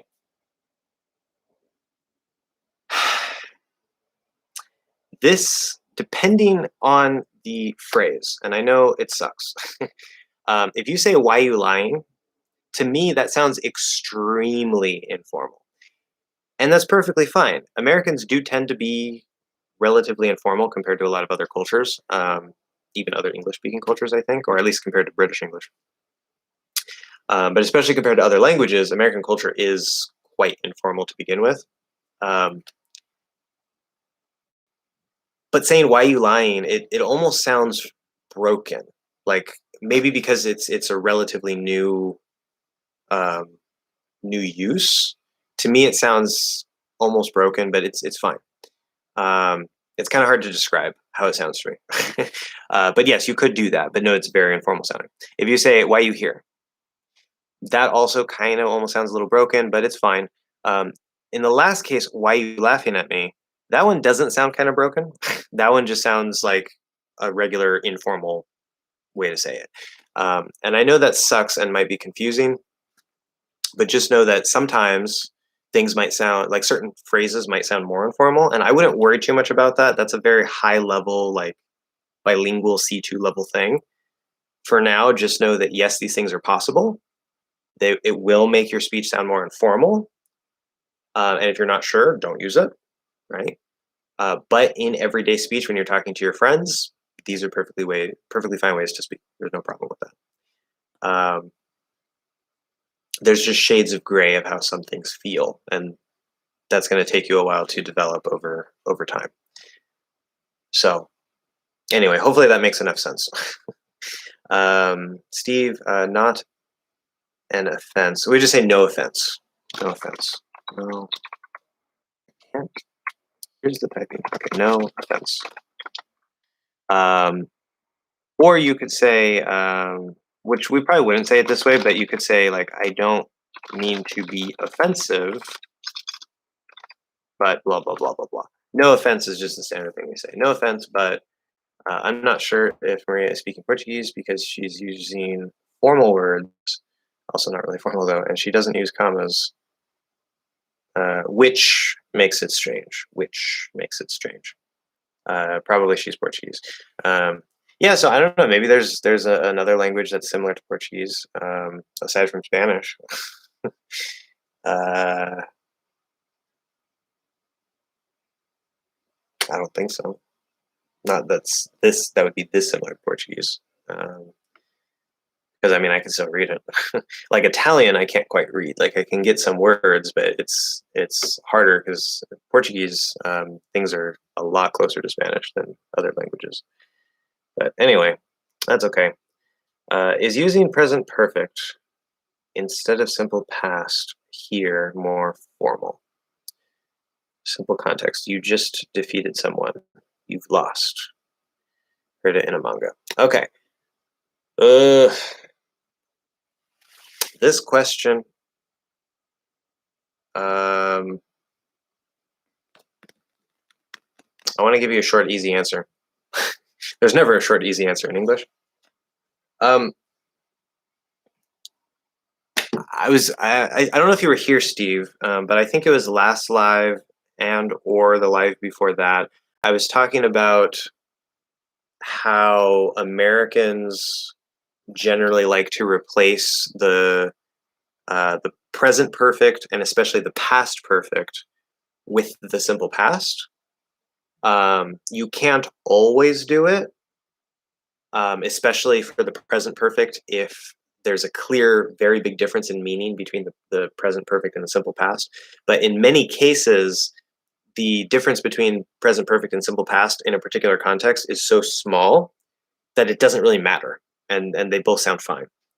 And Americans will generally prefer the simple past, but we might also just use the present perfect if it's close enough and it works and whatever.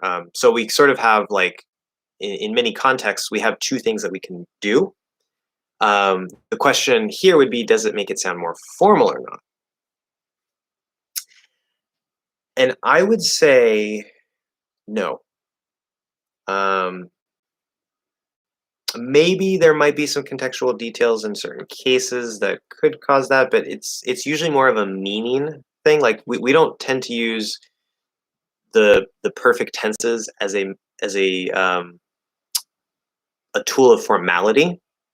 We use it more as a tool of meaning, right? So I have been to Japan is different than saying I was in Japan, right? And obviously they're linked, they're very similar, but I have been to Japan just talks about like at some point in my life, it doesn't matter when, I went to Japan and I have that experience now. Where if I say I was in Japan, now I'm talking about the specific time that I was in Japan.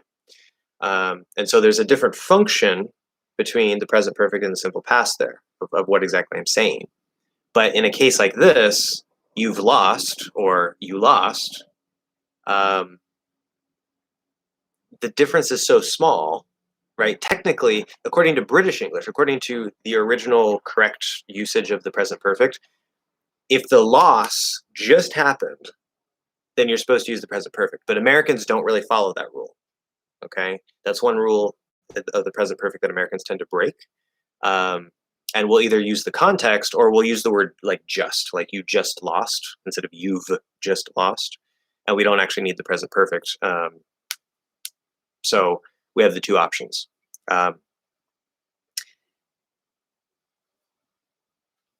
So no, it doesn't sound more formal. It's just another way to say the same thing. As long as the context, as long as in that particular context, the present perfect and the simple past don't make much of a difference in the actual meaning, then they're just two ways to say the same thing. I will say, a final note, there are some times that if you try to use the present perfect, we would definitely prefer to use the simple past, and it would be a context where we wouldn't use the present perfect, like we just don't. But because you use the present perfect, it might sound British. There are cases like that where it's just like if I say I've just come from the store, like an American might say that, but it sounds to me it sounds kind of British. It sounds kind of weird. Like I've just come from the store. Like we'd probably say I just came from the store, right? Or I just got back from the store. So yeah, sometimes things will sound British. Don't worry too much about that. That's a minor point. But Jansen, sorry it took me a second here. Do you work with private classes? Yes and no. Currently, I do still give private classes, but I am not looking for students. And actually, my overall goal, my big goal, is to move away from giving private classes and more into my work here. And also I have a second channel that is not about English, and I also want to build up other things, like I'm going to be learning programming and music, and I might have some other income streams. My goal is to build a bunch of different income streams and not have to work per hour most of the time if I don't want to. So not looking for students now, and in the future I won't be probably working with students at all. So the short answer is no. But moving on. Anything else, guys? It's already been 2 hours. 2 hours. And I haven't eaten anything today. I bought this cookie this morning and I never ate it. So I'm gonna eat it now because I'm hungry.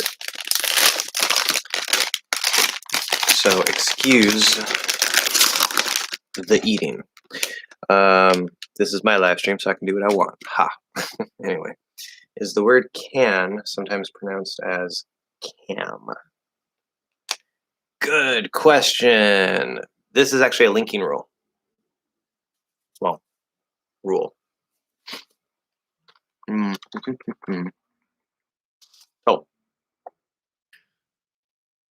N and M, and sometimes the back N, right, which is usually written NG.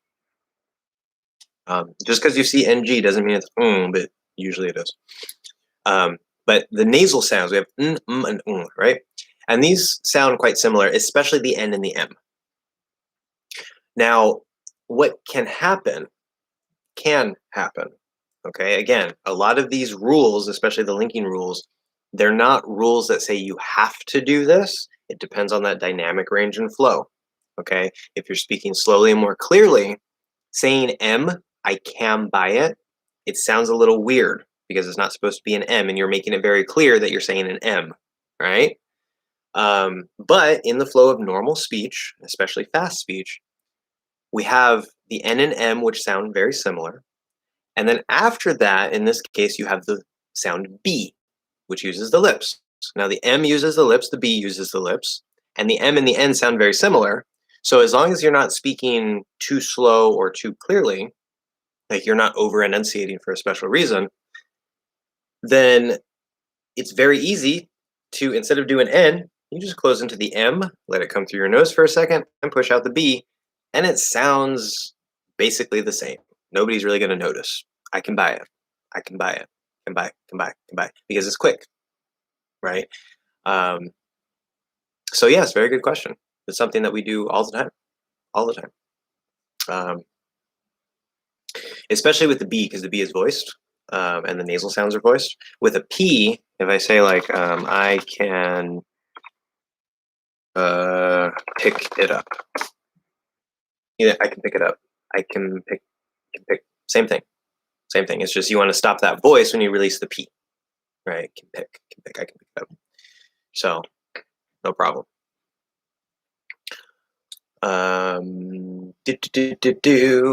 Steve, is every one syllable word that can be reduced always unstressed? Okay, so to better formulate that, I would say, is every one syllable function word? Because if a word is one syllable and it's a content word, it's going to be stressed, guaranteed, 100%, no exceptions. Okay, a one syllable content word is always stressed. So so your question is every one syllable function word always unstressed? And the answer to that is, by default, yes. But remember that in English, which in many languages you could do this, but especially in a stress time language like English, any word can potentially become stressed if you have a special reason, like to emphasize. So if you think Tom wants to go to the beach, and I want to clarify, no, it's not Tom, I want to go to the beach. Okay, I is normally not stressed. In fact, we'll usually reduce it to either just the first half of the diphthong or potentially kind of like a schwa sound. We're speaking really quickly. Now, not all function words get reduced necessarily. Very commonly they do, especially these super common words like you and to and he. Well, actually, he doesn't have. I don't want to say he doesn't reduce because it can in fast speech, but we don't think of he as having a reduction. When we think of to, you, ya, for, like these are ones that like it's really easy for us as natives to be like, oh yeah, we kind of reduce it, we change it. But he, it's not one that we usually think of as a reduction. But anyway, that's not the point. The point is, by default, these words, these function words, are not stressed. And you cannot stress them unless you have a special reason to stress them, and then it will become like the emphasis or the focus, like I, not someone else, me. I want to do it. So yes and no is the answer, but that should be pretty clear. Something else I want to say about that. What was that? Oh, that's not that. Stressed.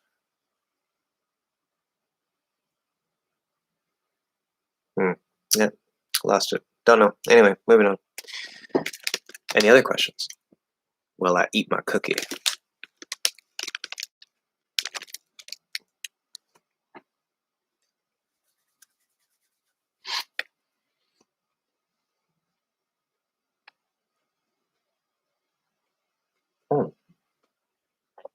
You just reminded me of the thing I was going to say, because it's about phrasal verbs. And I think we have a slight misunderstanding here as well. So let's tie all this together. So first, going back to the previous thing, so I was going to mention phrasal verbs. Phrasal verbs are the one. There's a reason why they're an exception, a very logical, clear reason. And they're technically not an exception, but they seem like an exception. The preposition in a phrasal verb. right?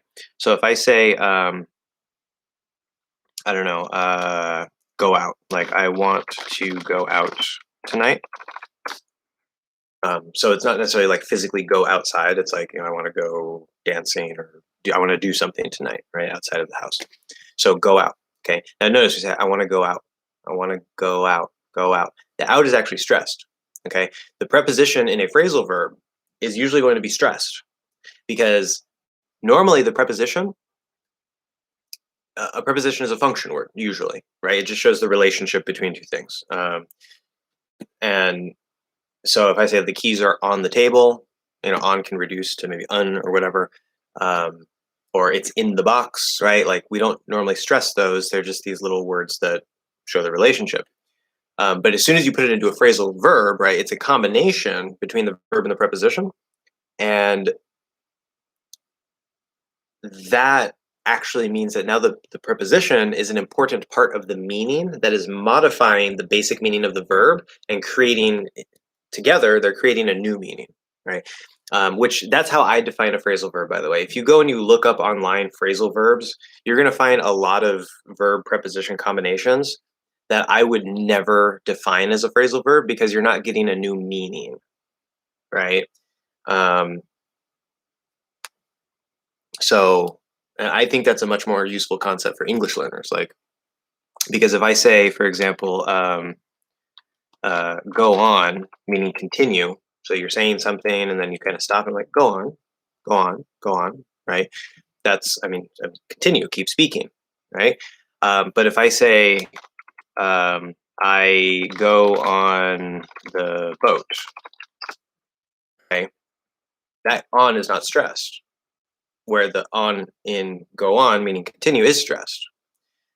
Because in the second case, it's not a phrasal verb. It's just on the boat. That's the idea. It's the chunk, right? On the boat is the idea, as go where on the boat. Where in go on, meaning continue, go on is the chunk. They're together. And I think that's a much better way to look at phrasal verbs because it also helps you helps you separate out the meaning of a regular preposition versus being used in a phrasal verb. But anyway, in the phrasal verbs, the preposition will be stressed. Especially if you consider like we can have one verb with different prepositions to create different phrasal verb meanings. The preposition then becomes very important because is it go on, go out, it actually becomes significant in the meaning of the statement. Now, your second question, right? Tell me some word that is less formal than discover, maybe a phrasal verb. Okay. Now, first, I want to say, now, discover is not formal. It's not formal. It's just a regular word. Okay.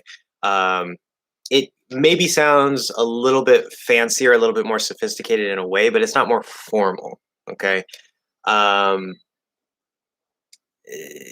simpler, maybe relatively more common word in the frequency of words would be find. Discover and find are synonyms. Okay, so that would answer that. But also, because you said maybe a phrasal verb. One thing I want to make clear is that you guys are often taught that phrasal verbs are informal, right? And there are phrasal verbs that do sound informal. That is definitely true. But I would probably say 80 to 90% or more of the phrasal verbs in English are in no way formal or informal. They're just the way we speak. They're just the way we speak. And in fact, the non-phrase, sometimes we don't have really like a non-phrasal verb equivalent. But for example, if I say, let's see, so the one that always comes to my mind, because I was thinking about this with Spanish a long time ago, would be explode and blow up. Right, so blow up is a phrasal verb that has a couple different meanings. One meaning is to explode, like the car catches on fire and explodes. Okay. Now, because the phrasal verbs are so super common and they're just such a core part of how we speak, sometimes the non-phrasal verb version or synonym of the phrasal verb in this case explode, can sound maybe a little bit more formal in a way. Not always. Sometimes it's just a different way to say the same thing. But sometimes we use the phrasal verb so much that the non-phrasal verb version can sound a bit more formal. And it's not that the regular verb is normal and the phrasal verb is informal. It's actually the opposite. It's that the opposite. It's that the phrasal verb is normal and the non-phrasal verb, the regular verb, it actually sounds more formal. So don't think that phrasal verbs are informal, because they are not. Some of them are. Some of them can sound informal, usually with get.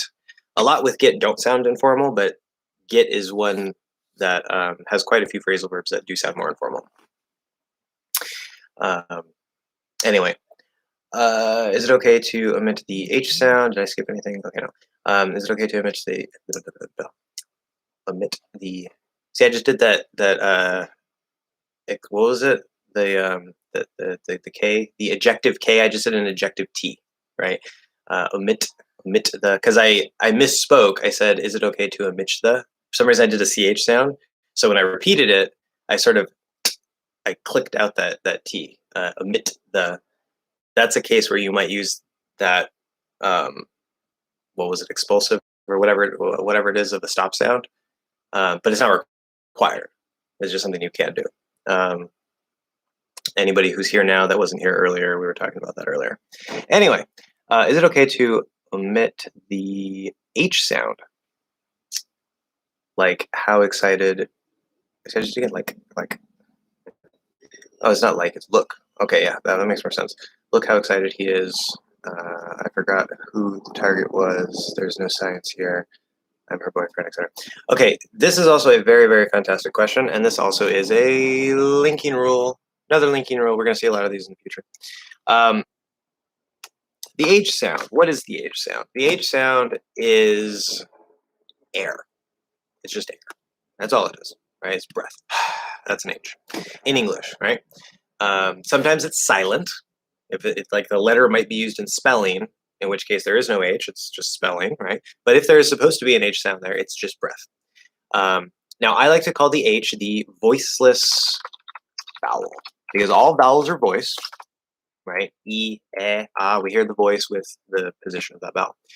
But the H, because it's just air, very often what will happen is the H will take the shape of the vowel after it, right? So we say he. I'm already in the E, and I just start voiceless, and then I turn to the voice. If you're speaking quickly, you don't necessarily have to do that, but it's going to be something like that. So I call it the voiceless vowel. Okay, now, can we drop the H? Okay, well, let's think. So the H isn't actually a sound, right? It's breath. And so this makes it very weak, very, very, very weak. And so what happens, more so than any other voiceless sound, because I mean, the other sounds, they have some sort of position, like t or sh, right?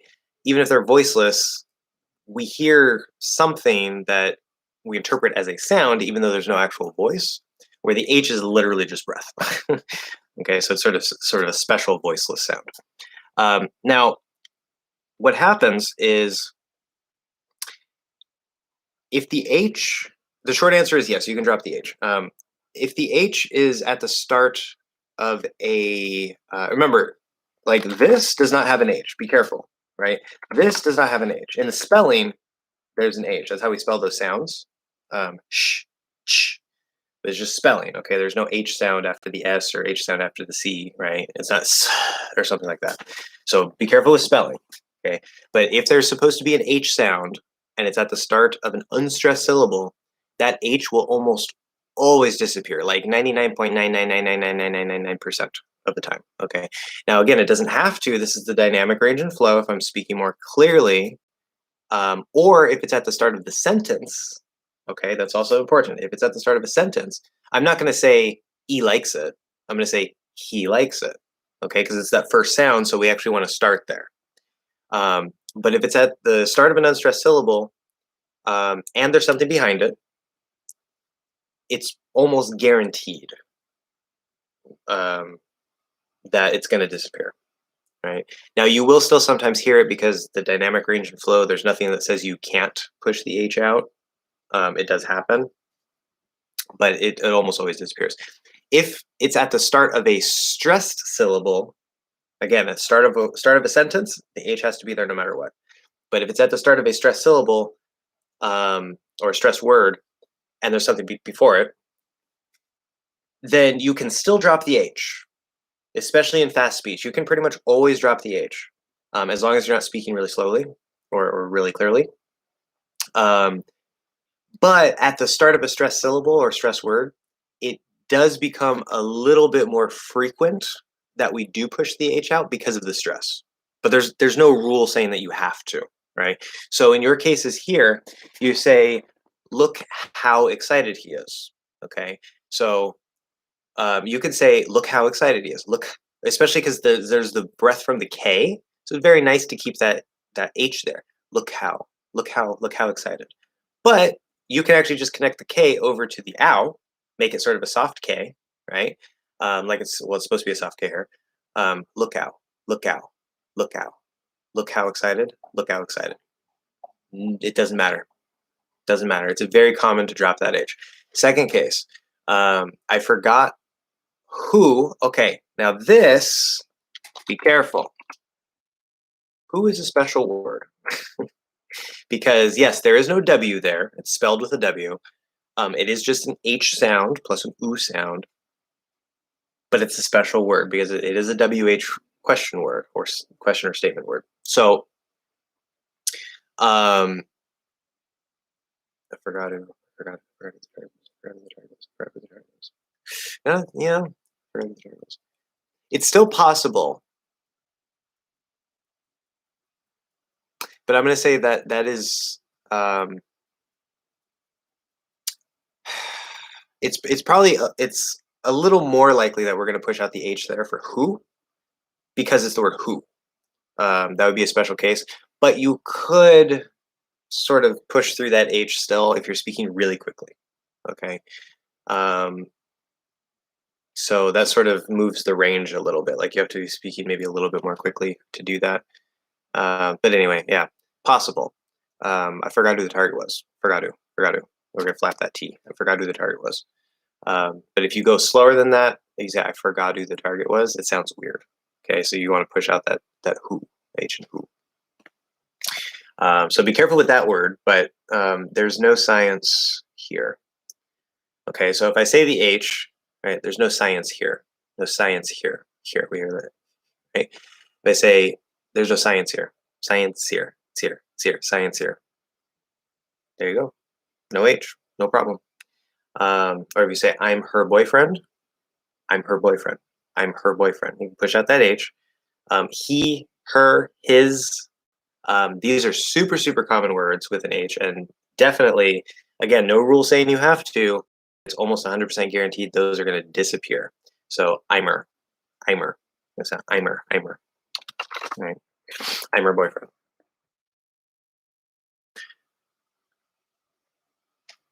So, we went into some of the details there, but yes, the short answer is generally you can omit the H sound. As long as you're not speaking too slowly and it's not at the start of the sentence. Okay, those would be the only two things that would stop you. And again, remember, focus on if there's actually an H sound, not the letter, because the H letter is used in many places where it's either silent or it's just the way we spell a different sound, like the SH sound or the CH sound. A silly question that I'd like to know in words like hurry, blurry, lurry, the pronunciation of the final sound of these words would be vowel plus plus E, or just R plus. Okay, so this goes back to what Matt was asking about earlier with the gemination, where you sort of like double the sound, make it longer because you see two of the same sound. And same answer as before. Okay, the two R's are just spelling. Okay, it's not hurry, blurry, lurry. there's no reason to extend that R. Okay, it's going to be hurry, blurry, lurry. So it could be spelled like this, and it would be pronounced the same. There is no extra or longer R there. It's just That's it. Hurry. So good question. Yeah, but be careful with that. Again, this gemination or this lengthening of the same sound can happen between words. And I could be wrong. Maybe there's exceptions, but I feel pretty confident saying that it never happens inside of a word. That and even if it maybe does in some exceptions, it's a very common spelling convention or spelling thing that we do. Which is the live ended? I reached too late. No, we're here, doppelganger. I'm talking. Anyway, what was I saying? So I got distracted. Yeah, it's a very common spelling convention or just thing that we tend to do in English spelling that certain consonants, especially if they're on a syllable divide, they will be written with two of the same letter. So, like in the case of, say, like better, it's written with two T's, but it's just one sound. And in this case, it's a flat D in American English, so it's actually not even a T sound. If I say pickle, okay, there's a C and the K. It's not two Ks, but C can also represent K. So instead of writing KK, we usually write CK for the k sound. It's just a weird thing we do. But again, we're trying to double the letters, but it's just one sound. Pickle. Okay. Or like Matt asked earlier, immaculate. So here we're sort of on the syllable divide. It's like mac, right? But it doesn't matter. It doesn't matter. It's going to sound like this. So it's not It's not like immac. It's mac. It's just one sound. Immaculate. So yeah. Same thing with hurry. Her-e. Or you could look at it as hurry, which is it's kind of hard to try to break it that way. But it's just one R sound. Hurry. Okay. Good. I hope that makes sense. If that's confusing, let me know. I can talk a bit more about that, but it should be good. I guess I have to make a lesson about that because, well, I mean, I'm going to be talking about that in the near future anyway. But yeah, I'll definitely make a lesson about that. But I'm going to make a special lesson because I'm trying to make these like forget this lessons. I have like 2 or 3 of them so far, and I want to make a special playlist of things that you can forget in American English and still sound very natural and neutral, like the long and short vowel terminology. It's just confusing and inaccurate. Well, technically accurate linguistically, but inaccurate in terms of how English actually works. We talked about that before. I'll just open my soda and close it.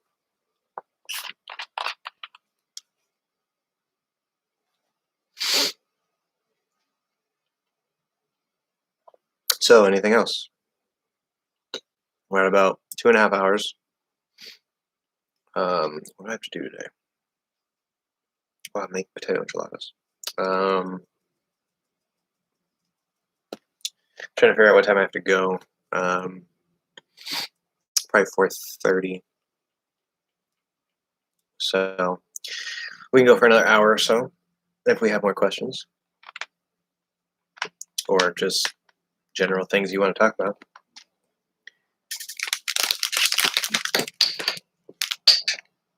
Did it again.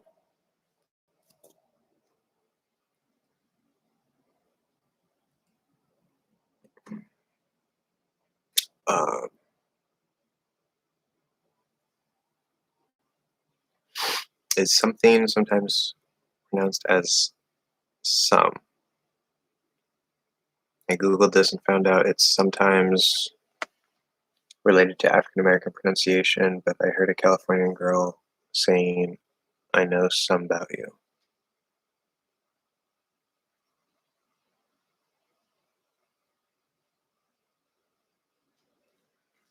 Okay,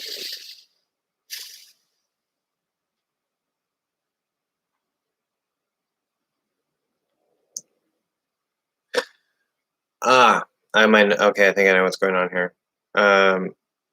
So to answer that question, no, but I think what's going on here is there's a piece that you're not hearing.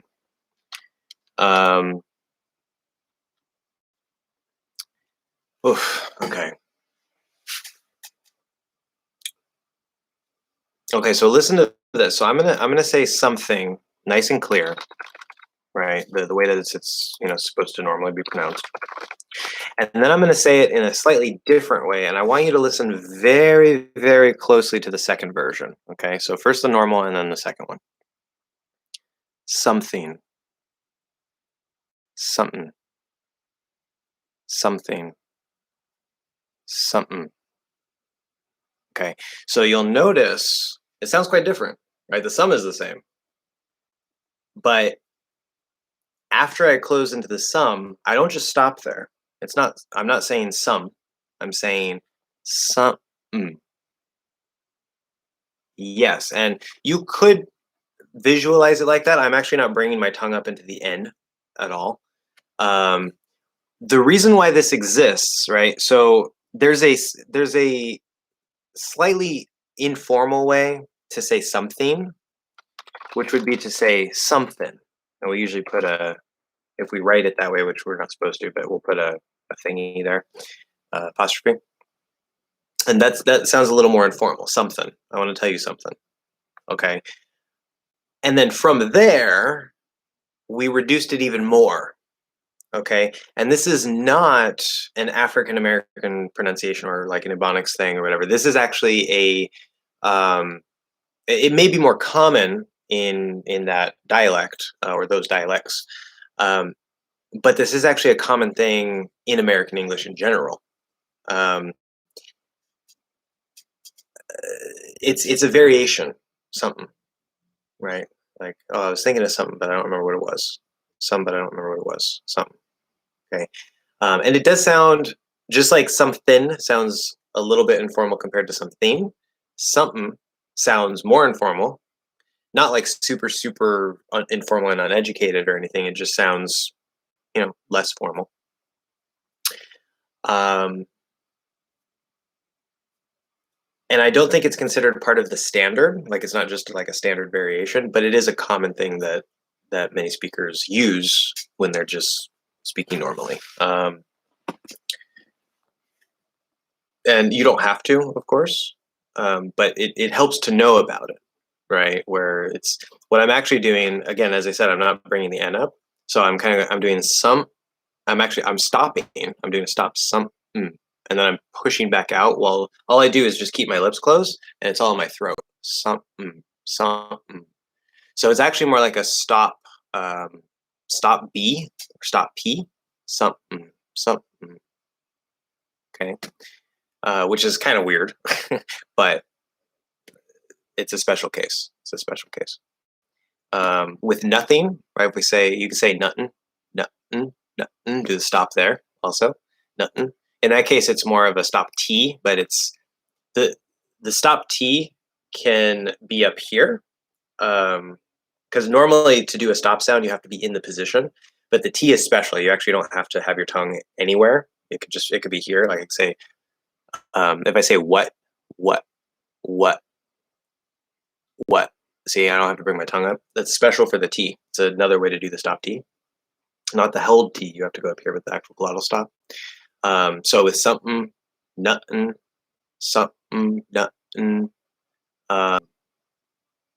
With anything, you can say anything, like anything, but I don't think anything and everything, I don't think we really reduce those. But for something and nothing, you can do that sort of stop aversion to reduce it.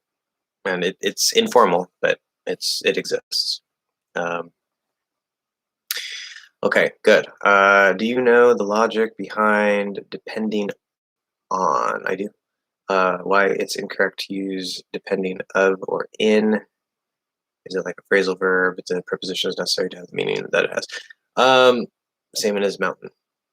Yeah, exactly. I'm going to come back to you in a second, doppelganger. Yeah, so to finish this up, mountain. The only difference there, like, for example, when we say nuttin, it's supposed to be n plus a th. And so there's nothing to cause us to do this glottal. It just comes out of nowhere, right? At least with something, we're already in what could be a stop position, the stop P or V. So it's kind of a special case. The reason why we do the stop in mountain is a slightly different reason, but it's going to sound basically the same. Something, nothing. Okay. Okay, so, and doppelganger has some more. I started with the stop sounds. Okay, so we'll come back to that. So with depending on, so another thing, so I was talking earlier, I think you were here, doppelganger, at that point. A little while ago, I was saying how what I consider a phrasal verb is not just when you have a verb and a preposition, but when the combination of the verb and that preposition creates a new meaning, right?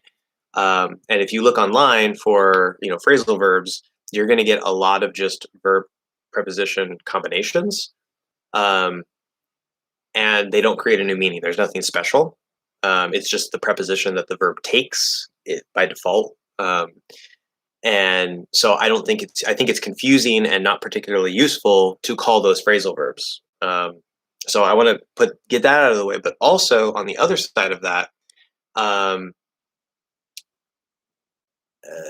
that also means, right, as I was saying, there's certain verbs can take certain prepositions, and underneath the surface in the subconscious mind of a native, there are reasons for that, right? That's the whole purpose of my book and my course, The Logic of Prepositions. But depending on exactly what you're saying, some verbs might have more than one preposition that it could use, like, and not as a phrasal verb, just as a regular verb plus a preposition, right? Because it's actually verb and then prepositional phrase, right? Like the preposition is attached to what comes after it. So if I say, look at the tree, at is the most common preposition that gets used with look. We usually think it's look at something. And there's a reason for that. We don't have to care right now. Or I could say, look in the box. Right now, I'm looking at something in the box, right? But we don't have to say the at something. Look in the box. So just because look and in are together, it doesn't mean it's look in, right? It's look in the box, not look in the box. Okay, so they're separate pieces. Where in a phrasal verb, they're part of one piece. Okay, and that can be a little bit confusing depending on how you're looking at it. But that's how I usually describe it. With on is just the preposition that depend takes. It's just the default normal preposition. I don't think it has any variations, like saying depend of, depend in. It's gonna be weird sounding. So with the question then is, why on specifically, right? Why is that the preposition that we just naturally use with depend to connect it to something else, right? Because I say it depends on you. Well, we go to the logic of the prepositions. We know that on is always a positive state or active state. Usually also, on is a very complicated preposition, but usually also a surface or platform. Okay. And again, I explain this in the course, I explain this in the book, blah, blah, blah. But again, and also positive doesn't mean good. It's just like if the light is on, it's in a positive state, right? Okay, so we use depend on because there's this use of on in the subconscious where we're feeling it sort of like a platform, and there's some sort of weight on that platform, right? So we have phrases like he carries the weight of the world on his shoulders, right? That means he has a lot of responsibilities. He has a lot of people he has to take care of or whatever. And so he feels this heavy weight of his responsibilities. And we say the world because it's a lot. It's not literally the world, but he carries the weight of the world on his shoulders because there's this pressure pushing down on him, right? Now, we also say, I'm under stress. Now, why would we say under stress? Well, stress is a negative force that's pushing down on us. It's, I'm stressed out. The reason we say out, for example, that's a different case, but I'm under stress. So it's like I am the platform and the stress is pushing down on me. right? Or maybe I'm standing on the platform and then the stress is squishing me into the platform. You can think of it that way also. So that's a connection between on and under, right?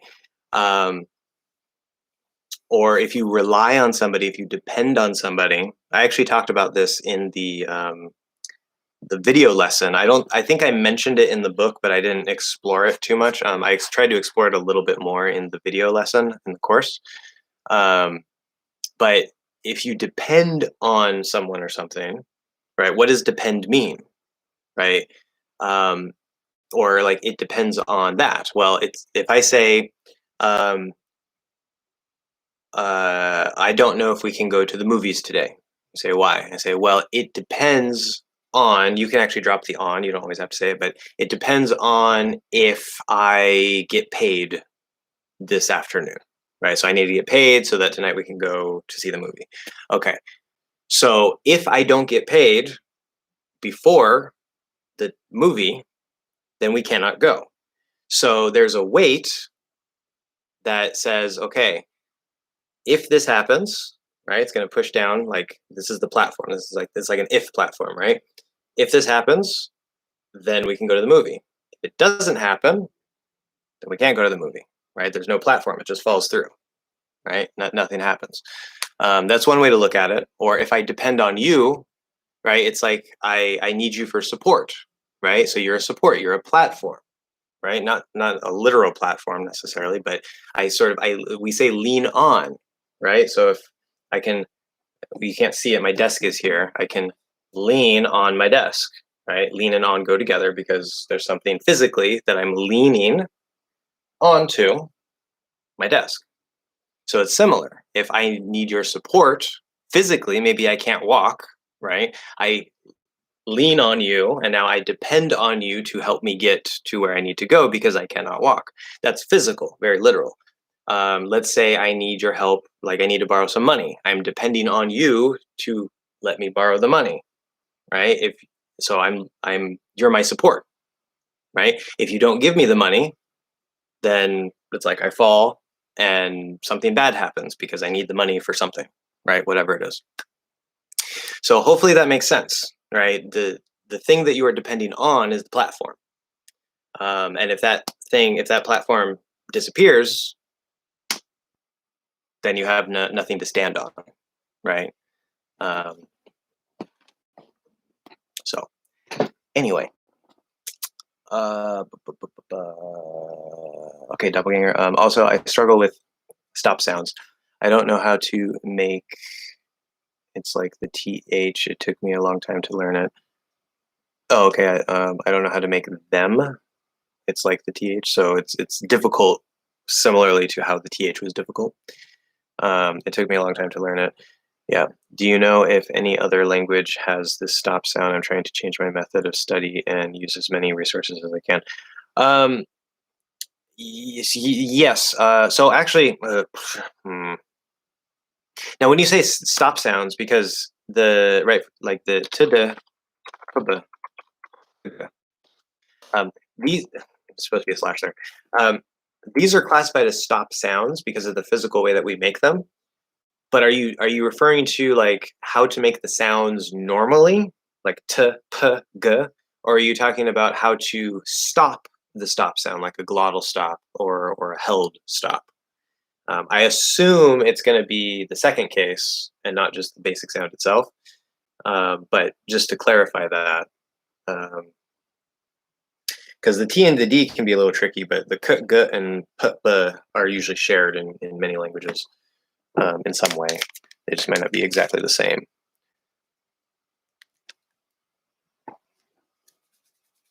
But let's see.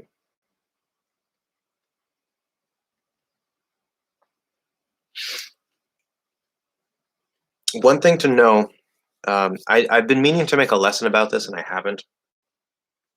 I think it's the glottal stop, like in mind. Sounds like mine. Okay.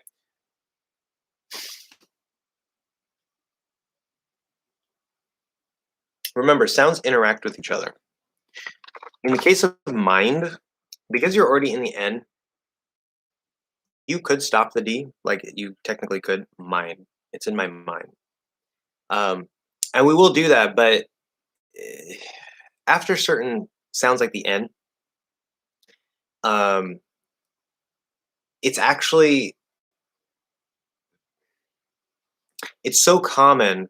I think that this is why this happens. It's so common that right the N and the stop D, or even if it's a stop T, they already sound so similar, and we speak so fast that in a case like ND, not always, but if there's nothing to connect to, for like the D to connect to, the D will commonly just drop, and it will just be pronounced just like mine. Um, like I'm losing my mind. My mind. I'm not doing a stop D at all. I'm losing my mind. Right? Or we might push out the D to make it clear. I'm losing my mind. It's just a light little not an actual stop. So you could stop the D there. Sometimes we do, but actually in that particular combination, N and D, we tend to just kind of drop it anyway. Okay, that's a special case. And because that's difficult for us to not necessarily do physically, but for us to like hear clear enough. So there are cases like that where you might be trying to do something and actually we just don't do it anyway. So keep that in mind. But like I just said, keep that in mind that I just pushed out a little tiny D there.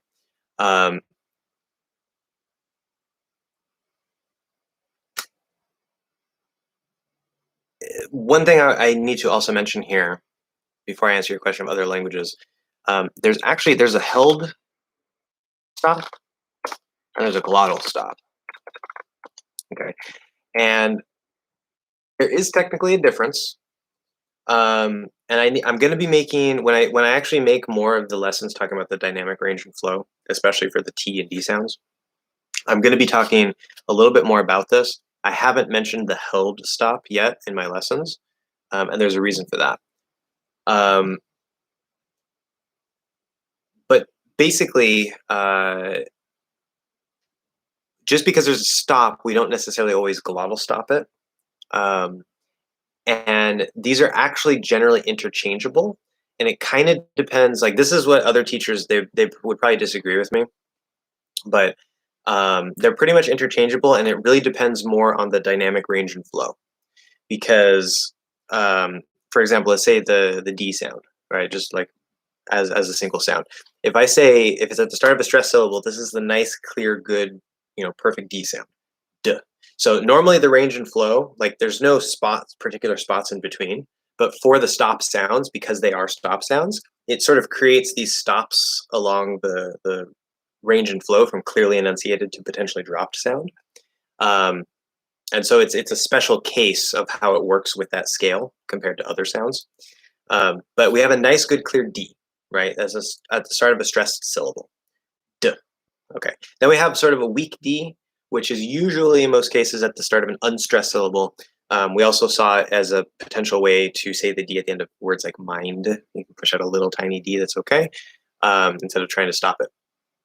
But normally the weak D or the soft D is at the start of an unstressed syllable, like I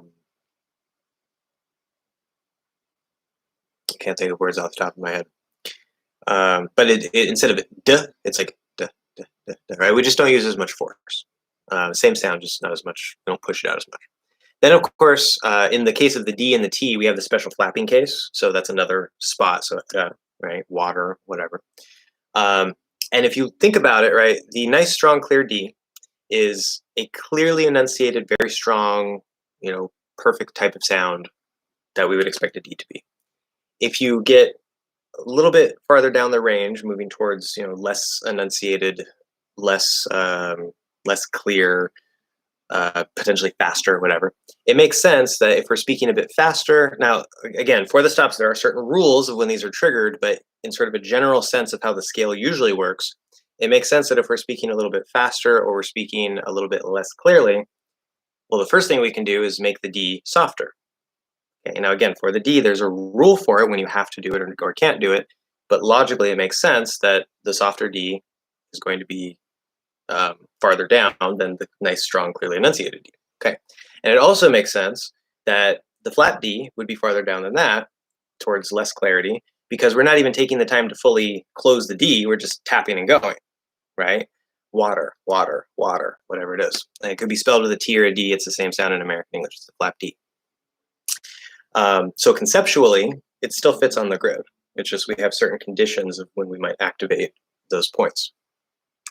For the stops, okay, at the end here, we have a dropped sound. And especially with T at the end of words, sounds can drop, potentially. Not all sounds.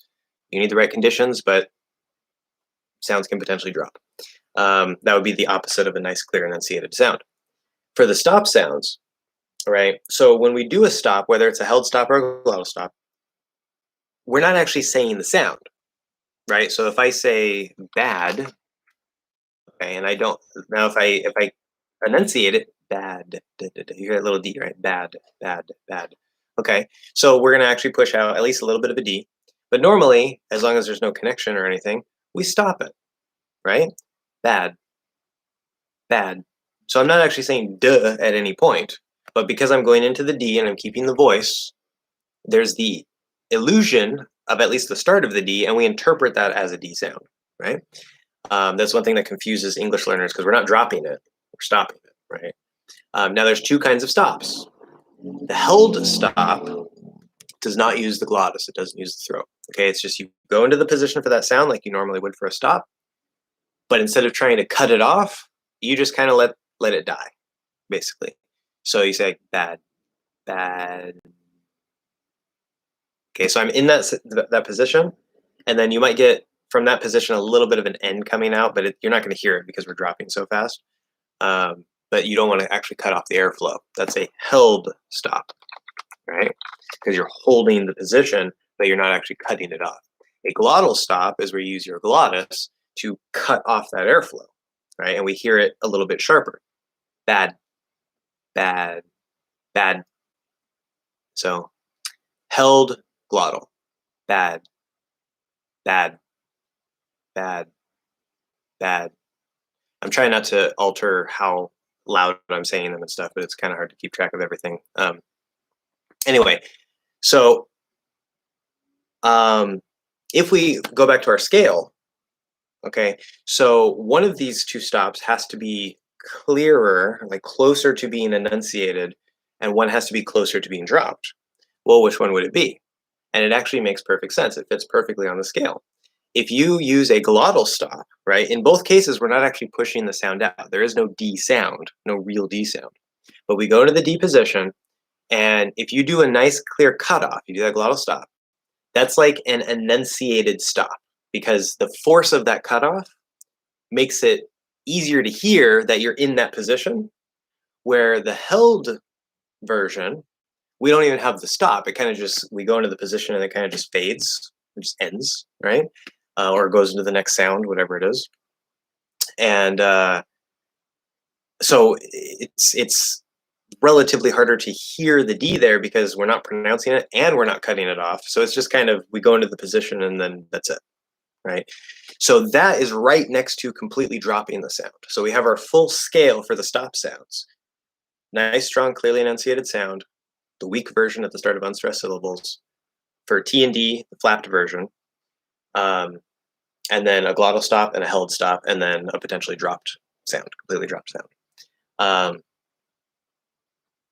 And this is real speech, okay? Now again, for the stop sounds, for other consonant sounds, there's just a range and there's no particular points along that spectrum. It's just it dynamically sort of adjusts based on how quickly we're speaking, how clearly or not clearly we're speaking. But for the stop sounds, there are certain points along that scale that need certain conditions in order to trigger. And sometimes, depending, like at the end of a word, maybe you can get more than one option. Like if you push the D out in bad to make it a little clearer, that's okay.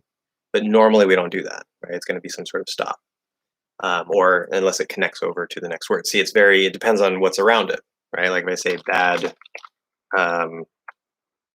badass, right? That's a nice collocation, badass. So now we're going to hear the D as a weak, or no, as a flapped D, because when D connects to a vowel, it's going to become flapped. And so now it becomes, instead of being a stop by default, it becomes flapped by default, right? That's a linking rule, badass. So And again, that's why I call it the dynamic range and flow. So the stop sounds work a little bit weird, but they do still fit on that scale that I've been talking about. So I hope that's not confusing. It would help if I had a visual. I'm trying to help you imagine it here. And actually, the way I'm describing it might be backwards in my camera, but that's okay. It doesn't matter.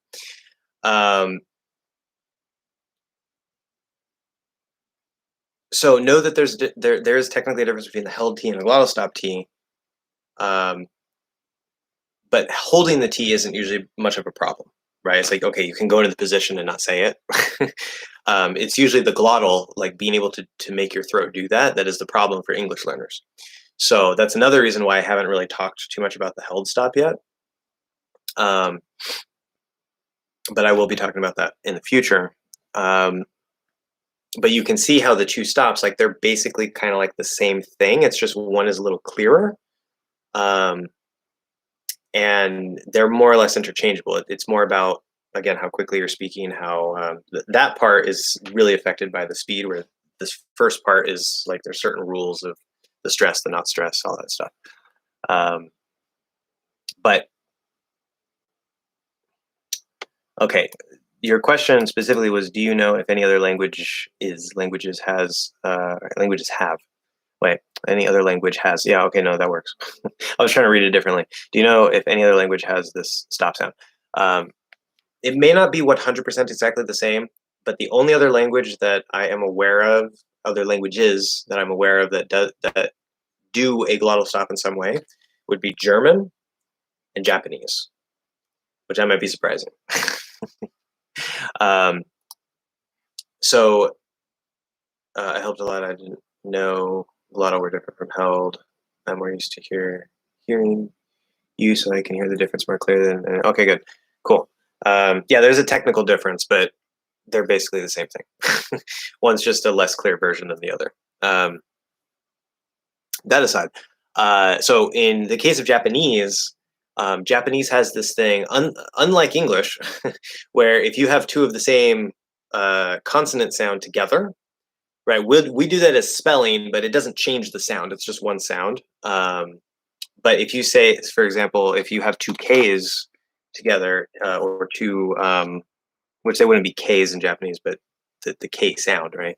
Like if we say, I don't know if it's a Japanese word. The example I always thought of off the top of my head to teach English learners is hokka, and I think that's a good example because doing the Japanese version can help you get the English version. And I talked about that a bit in the lesson about, I think it was about the stops, like the introducing the stops with the P and the B, something anyway. But what you do is the stops in English, they're not connected to anything. So it's kind of hard because it's like, okay, how do I make my throat do that? Well, here we have a K, right? So it's a stop K. And in Japanese, again, I don't know if these are actual Japanese words. I'm just following the phonetics of Japanese. If it were one K, then you would say hoka, hoka, hoka. It's just a K, right? Hoka. Where if it's two Ks, then you would say hoka, hoka. And instead of just pushing out the K really quick, you sort of hold your breath for half a second and then push the K out. So it's like you hold that K and then push it. Hoka, hoka. English never does that. We'll do the first part, the ho part, but we never do the k after that. Okay. The closest thing we have to that is like we were talking about with like mountain or something. Like technically that it's not the same, but that's probably the closest that we would get to that.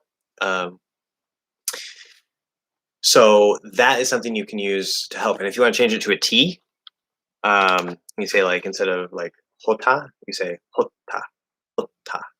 You know, that can maybe help get you used to going into the position, holding your breath for a second and then pushing it out. And then after you get used to how to sort of do that, and how that feels, really focusing on your throat, then you take off that second syllable and just say like ho, ho, ho, right?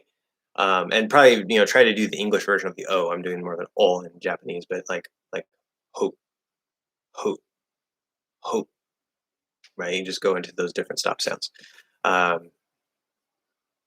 That's the easiest way that I know how to teach it. In German, they also use stops a little bit differently than English. They kind of use it like we do with like mountain. So they'll do like, for example, with glauben, right? Glauben. Instead of saying glauben or glauben, or I don't know how that last vowel is supposed to be pronounced. But glauben, they'll say glauben, glauben, glauben. So they don't actually do the N. I don't know in a German speaker's mouth if they actually do the N inside the mouth, but it's like we were saying with something, something, glauben, glauben. And again, I may not do it perfectly because I'm not a native German speaker or anything, but I know that they do that as well. So if you're at all familiar with Japanese, if you're all familiar with German, those can be some references that you can play with. But just remember, in English, you're trying to extract that stop and not necessarily have anything after it, like want or bad or kick, right? Kick, kick. So that's the trick. 34 o'clock. Where was I? Oh yeah, Einstein's. Why do some people confuse would have and would have? Oh, very good question. You have Einstein's. You have all the good questions. You need to come to every stream and just have a list of all your questions and just bam, bam, bam. I'll never run out of things to talk about. Okay. Do have and of have the same or similar pronunciation? I know that would of is wrong. Yeah, so grammatically, or even, I mean, meaning wise, putting would and of, like the actual word of, after, like, that doesn't work. That is incorrect. But how does it sound, right? Here we're talking about the sound, and we know that sometimes because English does not have a phonetic script and strange things happen, sounds don't always match what we expect. So let's look at this. Well, if I say, so for example, I would have done it. I would have done it, but I didn't have time. Okay, whatever. So this is that third conditional, right? We don't have to care about what the grammar is if anybody is not familiar with that, that's okay. Focused on the sound, but this just means like I didn't do it because some reason. But imagine if I imagine a different past, I would have done it, right? But there was a problem. Okay, like I didn't have time. So this question that you have comes from the contractions. It actually arises from the contractions. Because if I say would have, and let's combine contractions with the dynamic range and flow here. Like we were talking about and earlier, and how it has like 6 different ways you can pronounce it based on all the reductions. Here we have would have. So if you speak really clearly and enunciated, which again we don't normally do, but if you have a special reason, like I would have done it, okay, then you're going to say the D, nice, light D. You can push out the H. You could also stop the D there if you want to, but we're talking fully clearly enunciated. Would have, would have. Of course, we know we're probably going to stop the D. Would have, would have. Okay, that's another way. As we talked about earlier, you can drop H's, especially if they're at the start of unstressed syllables. And in this case, the have in have done is a helping verb, which means it's not stressed. So it's pretty much guaranteed the H is going to disappear anyway. So you could say would have, connect the D to the A, and drop the H. Would have, I would have done it. So far we have 3 ways to say it, okay? And we haven't even contracted yet. Again, none of these are right or wrong. They're just things that could come out and what may be more or less likely. The full pronunciation is the least likely. And usually these other ones, it's just like, whatever happens, happens. It doesn't matter. So we have 3 ways so far. Now, we also know that would and have can contract to would've. Okay, but how do we say that? We say would've, right? Because we have the D and the V. We're not going to say dv, would've, right? English wants a little extra sound between those. Okay, so we're gonna go do would have, and we're gonna end up flapping that D because now we have a little extra like schwa sound between the D and the V. So it um, sounds like would of, right? Like the wood of my house or whatever. Okay, would have, and you could say it that way as well. You contract it and you put the little vowel between it, would have. So that gives us what, 4 ways to say it. Okay, now in the contracted version, right, now we have to go to of, because we can say of without the V sound. It's spelled with an F, but it's a V. So that's why we say kinda, sorta, right? Sometimes we'll keep it because it actually flows better, but like the color of the sky, color of the sky. I don't have to actually say the V there, okay? Um, so of can potentially reduce to and now because would of sounds like of, well, we can apply the same thing, right? Because of almost, I don't want to say almost always, but more than 80% of the time, of becomes and so we apply the same exact rule to would of, and we say woulda. Okay, so it's gonna, and sometimes we'll write it. This is an informal writing. You're not supposed to write it, but informally you can. Just like wanna, right? That last A sound represents the schwa. Wanna, woulda. Okay, so that gives us what for our last count? 5, 6. I don't know. 5 ways, 6 ways to say it. 2 ways with the contractions. Okay, and your question specifically. So you said, why do some people confuse would have and would of? Now, I think maybe English learners confuse them, but I don't think a native speaker would ever confuse these, like ever. So for English learners, yes, it makes sense that it would be very, very confusing because you don't know what's going on with the sounds. But that explains it, right? It's partially because of the contraction, and it's partially because of how we say of most of the time. And now that it sounds like of, you can actually just pronounce it the same exact way as would of. But that's not the meaning. So there we have like 5 or 6 ways to pronounce would have. And none of them are right or wrong. They're just various ways to say it. Again, don't try to necessarily memorize all of that. Like, that's not the point here, right? When I tell you guys these variations, trying to like rote memorization, as we call it, like trying to like brute force memorize everything, sometimes that can be useful. That's not going to help you with English because it's a dynamic range and flow. These things are happening all the time. You need to pay attention, right? Ask questions, become aware of things, try to notice things, of course, but let it be organic. There's some things you can write down if you want, especially if it's something you commonly use to remind yourself, that's fine. But don't try to get down every little note. That's not good for skill building. That's good maybe for trying to memorize for a knowledge-based test, not for skill building, okay? So notice a lot, right? Focus on your ears, which you seem to be doing, very good. And then just, try to adapt your speech to it. And the more that you notice and the more you get used to that range and flow of what's possible, the more things will just kind of flow out of your speech. And a lot of the range and flow of things, they happen for a reason because they help us speak more easily and more quickly. And so once you really get like the basic feeling of the flow of English and like what sounds interact with other sounds in what ways, that takes a little while. But if you really pay attention and you kind of play with it, you're going to start to kind of naturally, oh, okay, it flows like this very nicely. But of course, you have to get those basic sounds down first, because if you can't flap your D, well, you can't say woulda, right? So that's why I start with the sounds, and I focus mostly on the sounds first, because those are so super important to be able to do at least well enough. You don't have to necessarily do them perfectly.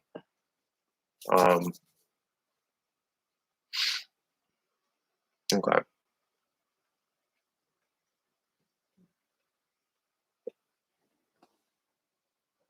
Now I'm kind of behind. So I know a word that has glottal stop. By the way, glottal has 2 T's. I did not spell it right. Glottal. There we go. It's another one of those words, as I said, very common. If you have a stop sound, even if it's a flap D, right? It's in the stop sounds in the middle of a word. It's very common to write it with two of that same letter. It's a spelling convention, but it doesn't affect the pronunciation. So two T's in glottal, even though it becomes a D in American English. I know a word that has a glottal stop sound that I can't make it all important. Oh, that could be a tricky word.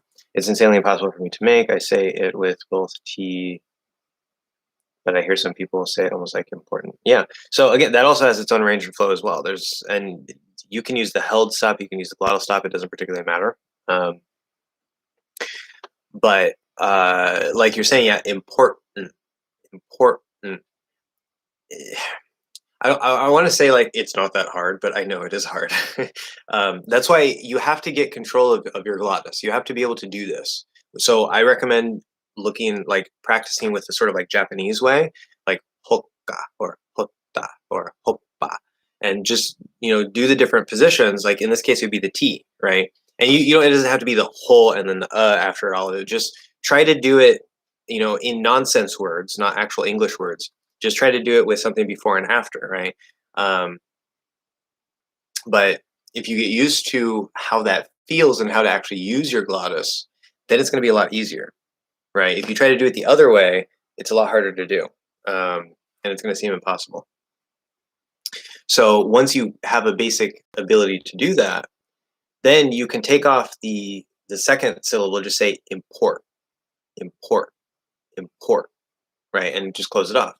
And then after that, what do? Well, we're going to go import, and then the next sound is right? This is why we commonly do the stop in words where there's like a T and then a vowel and an N, because we can just keep that N position. T and N are the same position. So import, okay? So you do import, keep the tongue there, just open your glottis, let the sound come out. It'll go through your nose because your tongue is here, and then close it off again. So that's all you do. Close, open, let it go through your nose, close again. Important, important. Okay, so again, you get the basic mechanics and then you just start putting them together, right? But you have to get those basic mechanics first. It helped a lot. I didn't know glottal word. Oh yeah, where I did that one. What is okay, so Burke, welcome to the chat. It's been a while since I have gotten to you, sorry. But what is the difference, especially particularly, okay, so between blah, okay. What should I do when, okay, so, well, the first thing is specially. First, make sure that you don't confuse specially and especially, because some English learners confuse those and they take off the when it's supposed to be especially, and they just say specially. So make sure you don't confuse those. They're different words. So what's the difference in meaning? Yeah, that's probably the question. Obviously, they're pronounced quite differently. Well, particularly is. So, all right, break it down. Particular. What does particular mean? Particular means there's a particular thing. There's a specific thing. Okay, not a specific thing. A specific thing. So like, I don't know, this pen is a specific thing, right? So let's say I see this pen in the store, or like, I see it on my desk, right? I have many pens, and I say, which pen in particular, which particular pen, which individual pen do I want? Okay, well, I'm gonna grab this particular pen. Okay, so it's like individual, specific, right? So particularly, now we're using it as an adjective or as an adverb, and the meaning, it still has the same base meaning, but it's going to be a little more abstract. So if I say, let's say, okay, I have a black pen, a red pen, and a blue pen, right? And I say, I particularly like the black pen. right? So compared to the red and the blue one, this specific one I like more. I particularly like the black pen or the blue pen, whichever one it is. So you see, we're taking that specific idea, the specific item, and we're making it an adverb to say I particularly like. So we're modifying like. I particularly like this one. Okay, so that is the particular one that I like. That's another way to say the same thing. That is the particular pen that I like. Okay, if you say especially, and I know especially is there. I'm going to come back to that. Especially. Um, this is it's another adverb. Now notice in English, especial is not a word. Okay, so if you don't have the ly at the end, it's not a word. Now it's based on the word special. And this makes it a little tricky. So let's look first at specially. Okay, so special is specially is also based on the word special, obviously. But this is where we run into the big problem. So if we look at the meaning of special first, right, because we need to know that. Something is special, maybe if it's unique, or which we're already seeing, right? It's unique, it's particular, maybe.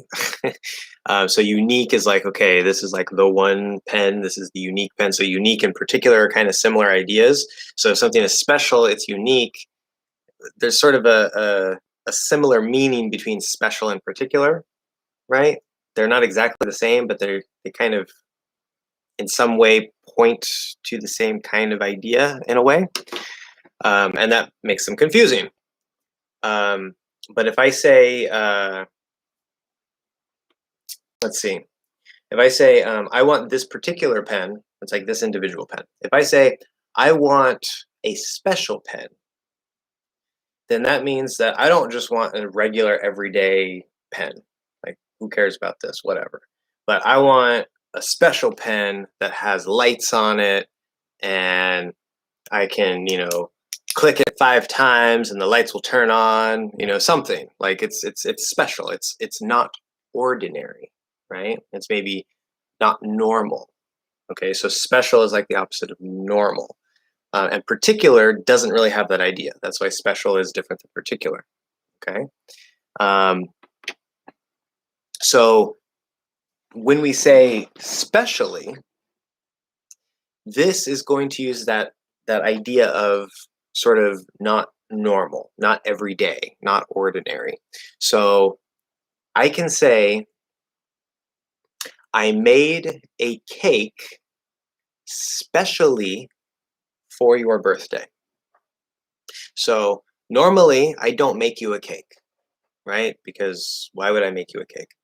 But today is your birthday. It's a special day. So because it's a special day, I made a cake specially for your birthday. Okay? So that's specially. I hope that's clear enough. Now we go back to especially. And this is the really hard part. Because especial, as I said, is not a word. It's based on the same idea of special. Now, remember how I was saying that special is more about this idea of not normal, not everyday. But we can kind of see that it shares some of the basic idea of particular, right? If we use especially, it's like we're using special in the same way that we use particular instead of this way of using special, okay? So particularly and especially, they're not exactly the same, but they are super, super, super close. They're almost synonyms, okay? So if I say, and sometimes they're interchangeable. And in fact, I think a lot of the times they're interchangeable. So if I say, going back to I particularly liked this pen compared to that pen. Okay. Now I could say, I especially liked this pen compared to that pen. Okay. Interchangeable. They mean the same thing in that case, right? So that's how I want you to think about it. Particular is individual, right? This specific, individual specific item, right? Particularly makes that into an adverb. Okay, so it's the same idea. Special or specially is sort of not normal, not every day. Okay, it's a special occasion or whatever. So something is done specially for a special reason. And then if we take the idea of special, meaning a particular special day, and we put it over into especially, now it's the meaning of particularly, more or less. I hope that train of thought is not confusing. That's how I'm looking at it. So let me know if you have any other questions. But yeah, and if so, if it's not clear, just let me know, because it's not your fault if you don't understand, it's my fault. Okay. Doppelganger, you were right when you said that English has so many options in a phrase than any other language. Well, I don't know if I said, maybe I did say compared to other languages. I don't know all other languages, so, but I know that compared to the languages I've looked at, English has a lot of potential variations and things that we can do at any given time. Doesn't it confuse Americans in a way that you have to learn in school? Otherwise, you make mistakes. Nope. Or is it natural to you? Yeah, very natural, very clear. It was clear, I think. Good. So doppelganger. You know why? Because a native develops this, right? Your ears and our mouths, of course. It all comes down to this, right? Obviously, hearing, the ability to perceive the sounds and perceive the stress and all that stuff, that underpins, it's, underneath listening. But of course, it also affects your speaking, and also because if you can hear the sounds, you can start producing them better, blah, blah, blah. So everything in language, because spoken language, right? We're talking spoken language here. Because spoken language is based on sound. Sound is the root fundamental unit, right? Individual sounds that get put together in various ways to create words, to create sentences. Because that is the fundamental basic unit, your ear is literally the single most important thing when learning a spoken language. I always feel I have to say spoken instead of whatever, because there's also sign language, there's written language, whatever. Those would have different bases. But if it's sound-based, if it's spoken, then everything comes down to your ear. Your vocabulary learning, your grammar learning. Obviously, you can learn to read the language and understand, okay, this word translated to that word, but that's not really the language. Like you're using the visual symbols to sort of decode the language. But let's say you could read and write perfectly, right? Now that's the written language. That's a completely different skill set. It's a different thing, right? It may still be English, but it's the visual representation of English. And the thing that you don't get in the visual representation of English is all the sounds and how the sounds interact and how they vary and how they merge and all these things that we're talking about here, right? And the way that classes tend to teach you, even if maybe you get some speaking practice, maybe you get some listening practice, whatever, a lot of vocabulary, a lot of grammar, right? These days they're trying to shift more towards like communicative and being able to communicate and this and that. So there's a little bit more of the skill in it, but there's still not much emphasis on the sound, which is the single biggest mistake in modern language education. It is the single biggest mistake, because even if it doesn't matter if you sound natural or not, you don't have to, right? It is most important to be understood. But when you start with the sounds and you start with your ear, right, you can ignore your mouth if you want, right, to an extent. As long as people can understand you, you don't have to sound perfect. But your ear, you have to open your ear. You have to focus on your ear. So that literally opens the entire spoken language to you. It's literally the key is right here. Okay. For the written language, which is kind of easier to get into, right? You don't have to actually hear the sounds. You can see the letters, unless it's a completely foreign language like Japanese, then your eyes aren't going to help you very much, right? But if you have a similar type of script, of course, you're going to get the sounds really wrong, but you can get by. Like if I were to learn ancient Greek or Latin that nobody speaks anymore, well, I could learn to read and potentially write ancient Greek and Latin. But that's my eyes. My eyes are the keys to reading and writing, right? But your ears are the keys to the spoken language. So native speakers of English, especially American English, we grow up into this. We spend our first, 2, 3, 4 years just listening, right? We might start kind of trying to speak here and there, but it's a lot of listening. It's a lot of hearing how the sounds are interacting. And we're not conscious of it as babies. Luckily, our brains kind of take care of that for us. As an adult, you kind of have to be a little more consciously aware and notice things. But the sound system sort of shapes the brain because the neural connections needed to hear the sounds. We can hear all the sounds when we're born, right? For the neurotypical average individual. And as after a certain age, your brain starts pruning away the connections to hear the sounds in other languages. Now, that doesn't mean that you can't redevelop the ability, right? You can train your ears as an adult. There's nothing that is going to block you from never being able to hear the sounds. But the natural process that we evolved to have is we're born as sort of this open ear state. And then once we start washing our ears into the sounds that we really need, and we start playing with our tongue, making little baby sounds, it shapes the brain.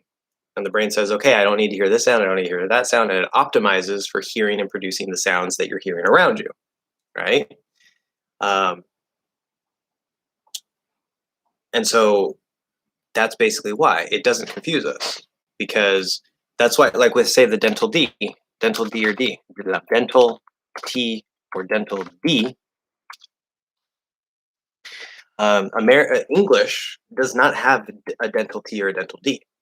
It's not an officially recognized sound. It's not something that we think that we have.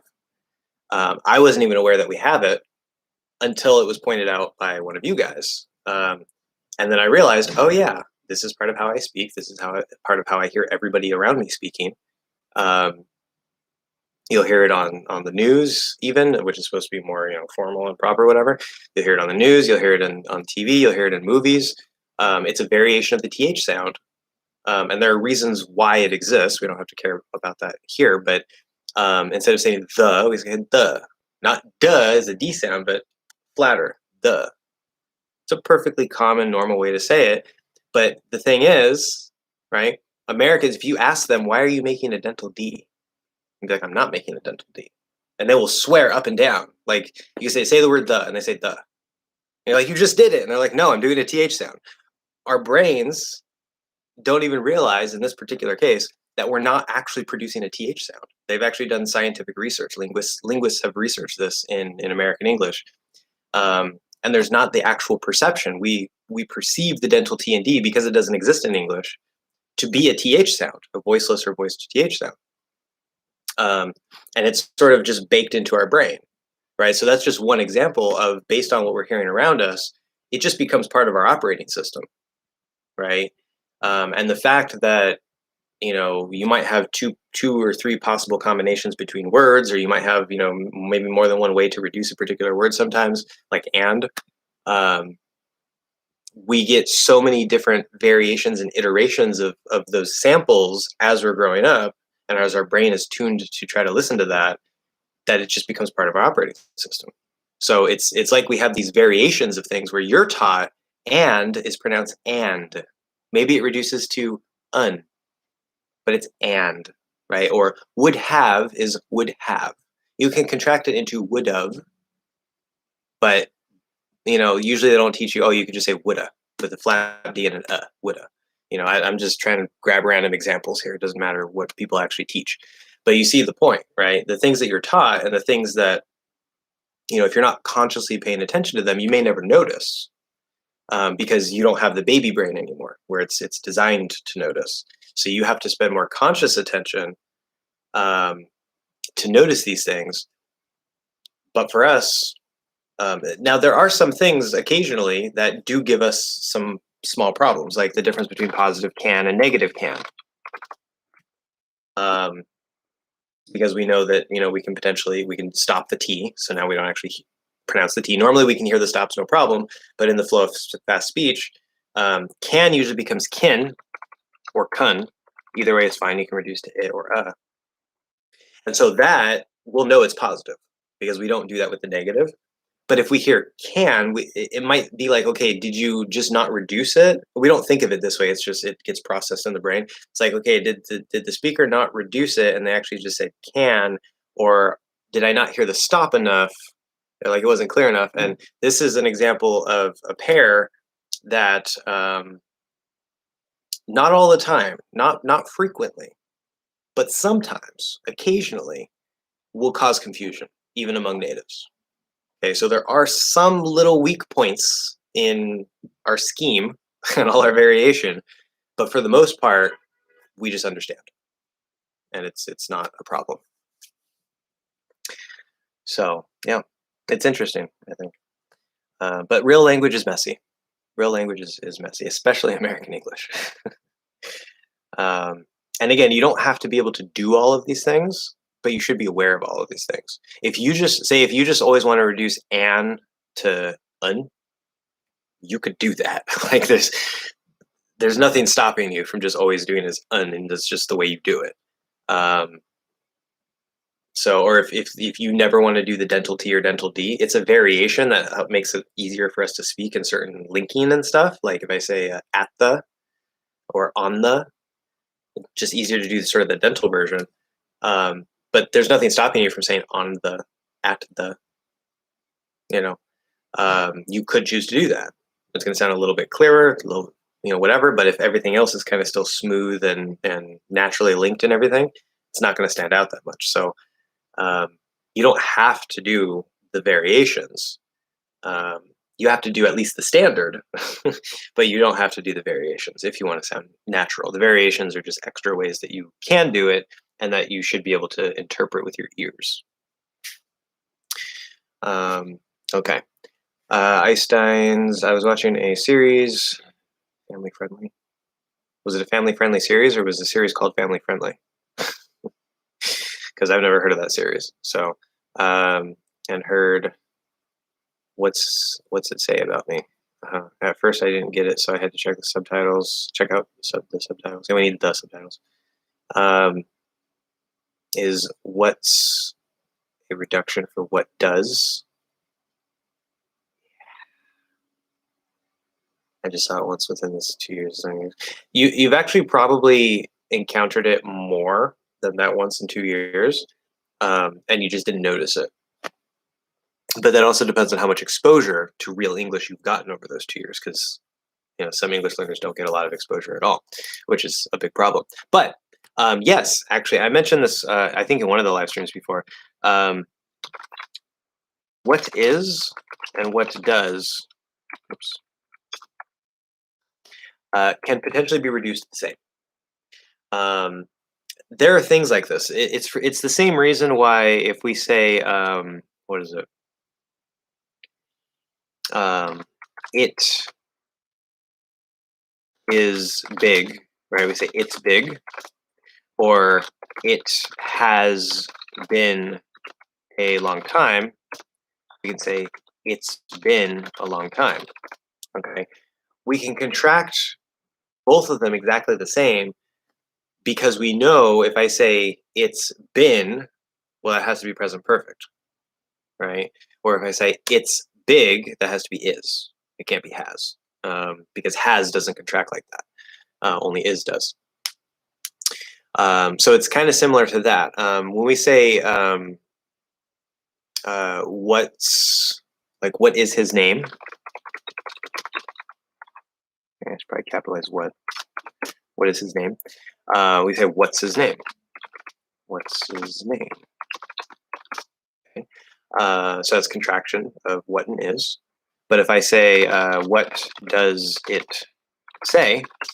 Now here you cannot write what apostrophe s. Okay. This is an example of a spoken only contraction. Okay. Most contractions in English are written and spoken, meaning that I'm not talking about the formality or the difference between writing and speech. I'm talking about like there is a written version for the spoken version. right? We'll put apostrophe, whatever. But there are some spoken contractions that we would never write just because we don't, maybe because they're relatively less common. And if you try to do this, well, what's it say?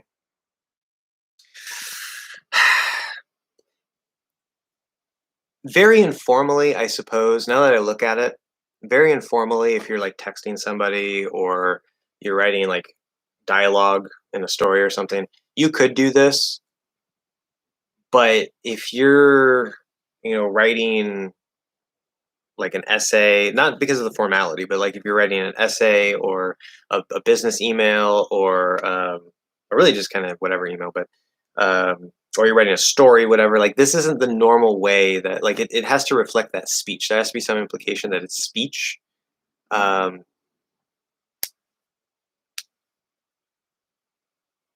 yeah, I would never think to write it that way. It might come out that way based on how I'm speaking, like if I'm writing that way.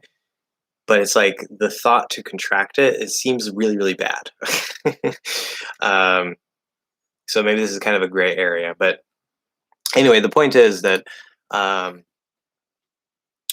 what is contracted and what does contracted can be pronounced the same. Yes. What's it say? And that's not informal.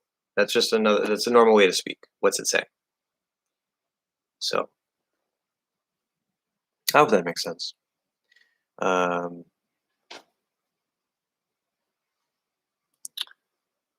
Lily's still here. Have you been here the whole time? Because last time you said something was like, I don't know, 2 hours ago. Which is fine. But I said well with a light L and maybe you came back. One of my friends said it was better. And a say and tell and speak and talk, it's a problematic thing. With say and tell, well, that's good. Say and tell. Say is about the thing that you're saying, the words you're saying. Say something. So say hi. Hi. Say, I like cheese. I like cheese. Right? It's about the words, the content of what you're saying. Where tell, there could still be the content, right? You can say something to someone, that's fine, but it's about the content of what you're saying, right? What are the words, the specific words that you say? Where tell, the emphasis, you can still tell something to someone also, right? You can do both, but tell emphasizes who are you telling, who is receiving that information. It's not about the actual words that you're saying. So if I say hi, I want you to say hi. If I say tell hi, that doesn't work. But if I say I know your brother, right? And I say, oh, tell your brother I say hi. Okay. I want you to tell him what? That I say hi to him, right? But I can't tell him because I don't see him. You will see him, so I want you to tell him. Okay. If you can get the feeling for that between say and tell, it's going to be like magic. Say something to someone, tell someone something. Okay, it's a different emphasis. Anyway, but yeah, that's fantastic. So you said well with a light L, and one of your friends told you it was better. Yes, so that's very natural that they would tell you that it's better, because if you're not doing the dark L or the half L, as I say, if you're not doing that correctly, it's not going to sound good. By contrast, that's why I said if you do the light L instead, it's going to sound good, right? Because the light L or the full L consonant is really just like it's part of, okay. Don't think of these as two separate things necessarily. Okay, yeah, there's the light L and the dark L, or what I call the full L consonant, the half L vowel, but they're actually part of the range of the same sound. Okay, now this range is a little bit of a different range than what I'm talking about with, like the different rules that can happen and things that drop and well, it's okay. Anyway, I'm gonna make lessons about it. Don't worry. But an L is supposed to be an L. So if you always say la la la la, right? Well, I like all the balls, right? Well, I like all the balls. And it's going to sound good. It's going to sound good. It may not necessarily sound the most natural, but it's going to sound good. It's going to be very clear. Okay. There might be certain combinations after the L that maybe it will sound not so good, like the D and the L maybe, if you go from D to L and you don't do it right. But that's a different problem. The L itself is the L. And when we do the half L, we're just not bringing the tongue up, but we're still using the back of the tongue in sort of a similar way. And we recognize that as an L. And actually, when we're speaking, when we do the half L or the dark L, in my mouth, I've noticed that sometimes the front of my tongue is completely down. Sometimes it's partially up. Sometimes it's almost touching. But in order for it to be a half L, it can't touch. As soon as it touches, it's the other L. Okay, and so it's actually part of a range and flow. The closer you get, the more it'll kind of start sounding like a regular L. But if you don't actually touch, it's going to sound more like a dark L or a half L, right? And because an L is an L is supposed to be an L, you could technically always do this L. It's just that's not the way that we naturally speak, right? So if you want to sound natural, you can't do that. But if you want to be very clear and understood and still sound good and close to natural, you can just always use the light L, the full L, as I call it. So it really depends on your goal. Mr. Macbelly, hello, hello. Welcome back to the chat. Please, can we pronounce lunch as lunch and lounge as lounge? Yeah. Good question. So I haven't actually thought about this one. Let's see. Lunch, lunch, lunch, lunch, lunch, lunch, lunch, lunch, lunch. Lounge, lounge chair, lounging around, just lounging around.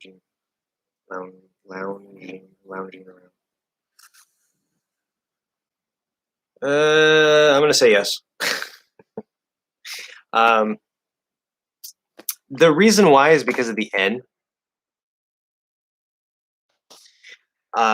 You want to be careful a little bit. If you're speaking normally, like you're not speaking super slowly, then it's definitely not going to be a problem if you're not enunciating super clearly. But because the N is there, right? The ch sound starts in the T, and then you push the sh through the T, but the N and the T share the same position. So if you're going lun and then sh, when you release the N, you're kind of now pushing the N you're pushing the sh through the N, which is going to sound pretty much exactly the same as pushing it through the T because it's the same position, right? It actually is going to sound the same, although I can consciously make it sound slightly different if I'm very careful. It's not really going to matter. Yeah, so it's because of that N there. Lunge, you're kind of going to get a little bit of a T at the start of SH anyway, and it's going to sound kind of like a CH. So it should be fine. With lounge, same thing. We have the N there, and then we have the voiced SH, which is je. So it's going to work the same way. It's going to sound sort of like, because the start of je, or the start of je is the D position, followed by the je, where you push out the je through the d, je. But because the N is there, lounge, je. As long as you're not consciously trying to, like, actually, the key is you want to push the sh or j through that position. So you kind of got to force it open with the air, where if you do like lun sh, as like there's like, you're not pushing it through, you're just going to the next sound, then it's not going to sound good. Okay, it's not lunch, it's lunch. Okay, but if you're putting them together and you're pushing it through the N, lunch, you're going to get that T sound anyway. So as long as you do it that way, it's fine. But if you separate them, it doesn't work.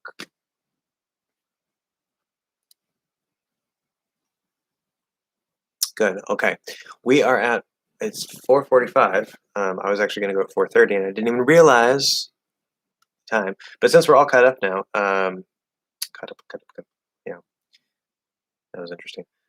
Since we're all caught up now, I am going to go because I have to make dinner.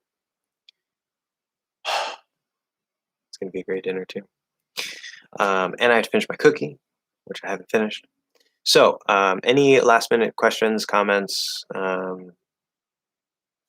anything, or I don't know, before we end? Which, by the way, I will mention, my programming journey is well underway.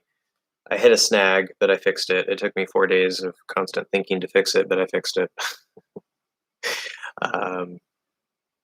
And if you're following my second channel, or if you want to follow my second channel, more videos will be coming soon on that. I just have one posted right now. So I'm not seeing any comments, any questions, so I'm going to assume everybody's good. Might just be slow, but not seeing anything. So thank you guys very much, and come by next time for more questions and answers, especially Einstein's. If you're still here, definitely write down your questions throughout the week and just bring them to the live stream because you ask really, really good questions. You're very much welcome. Okay, so I will see you guys next week. Have a good week.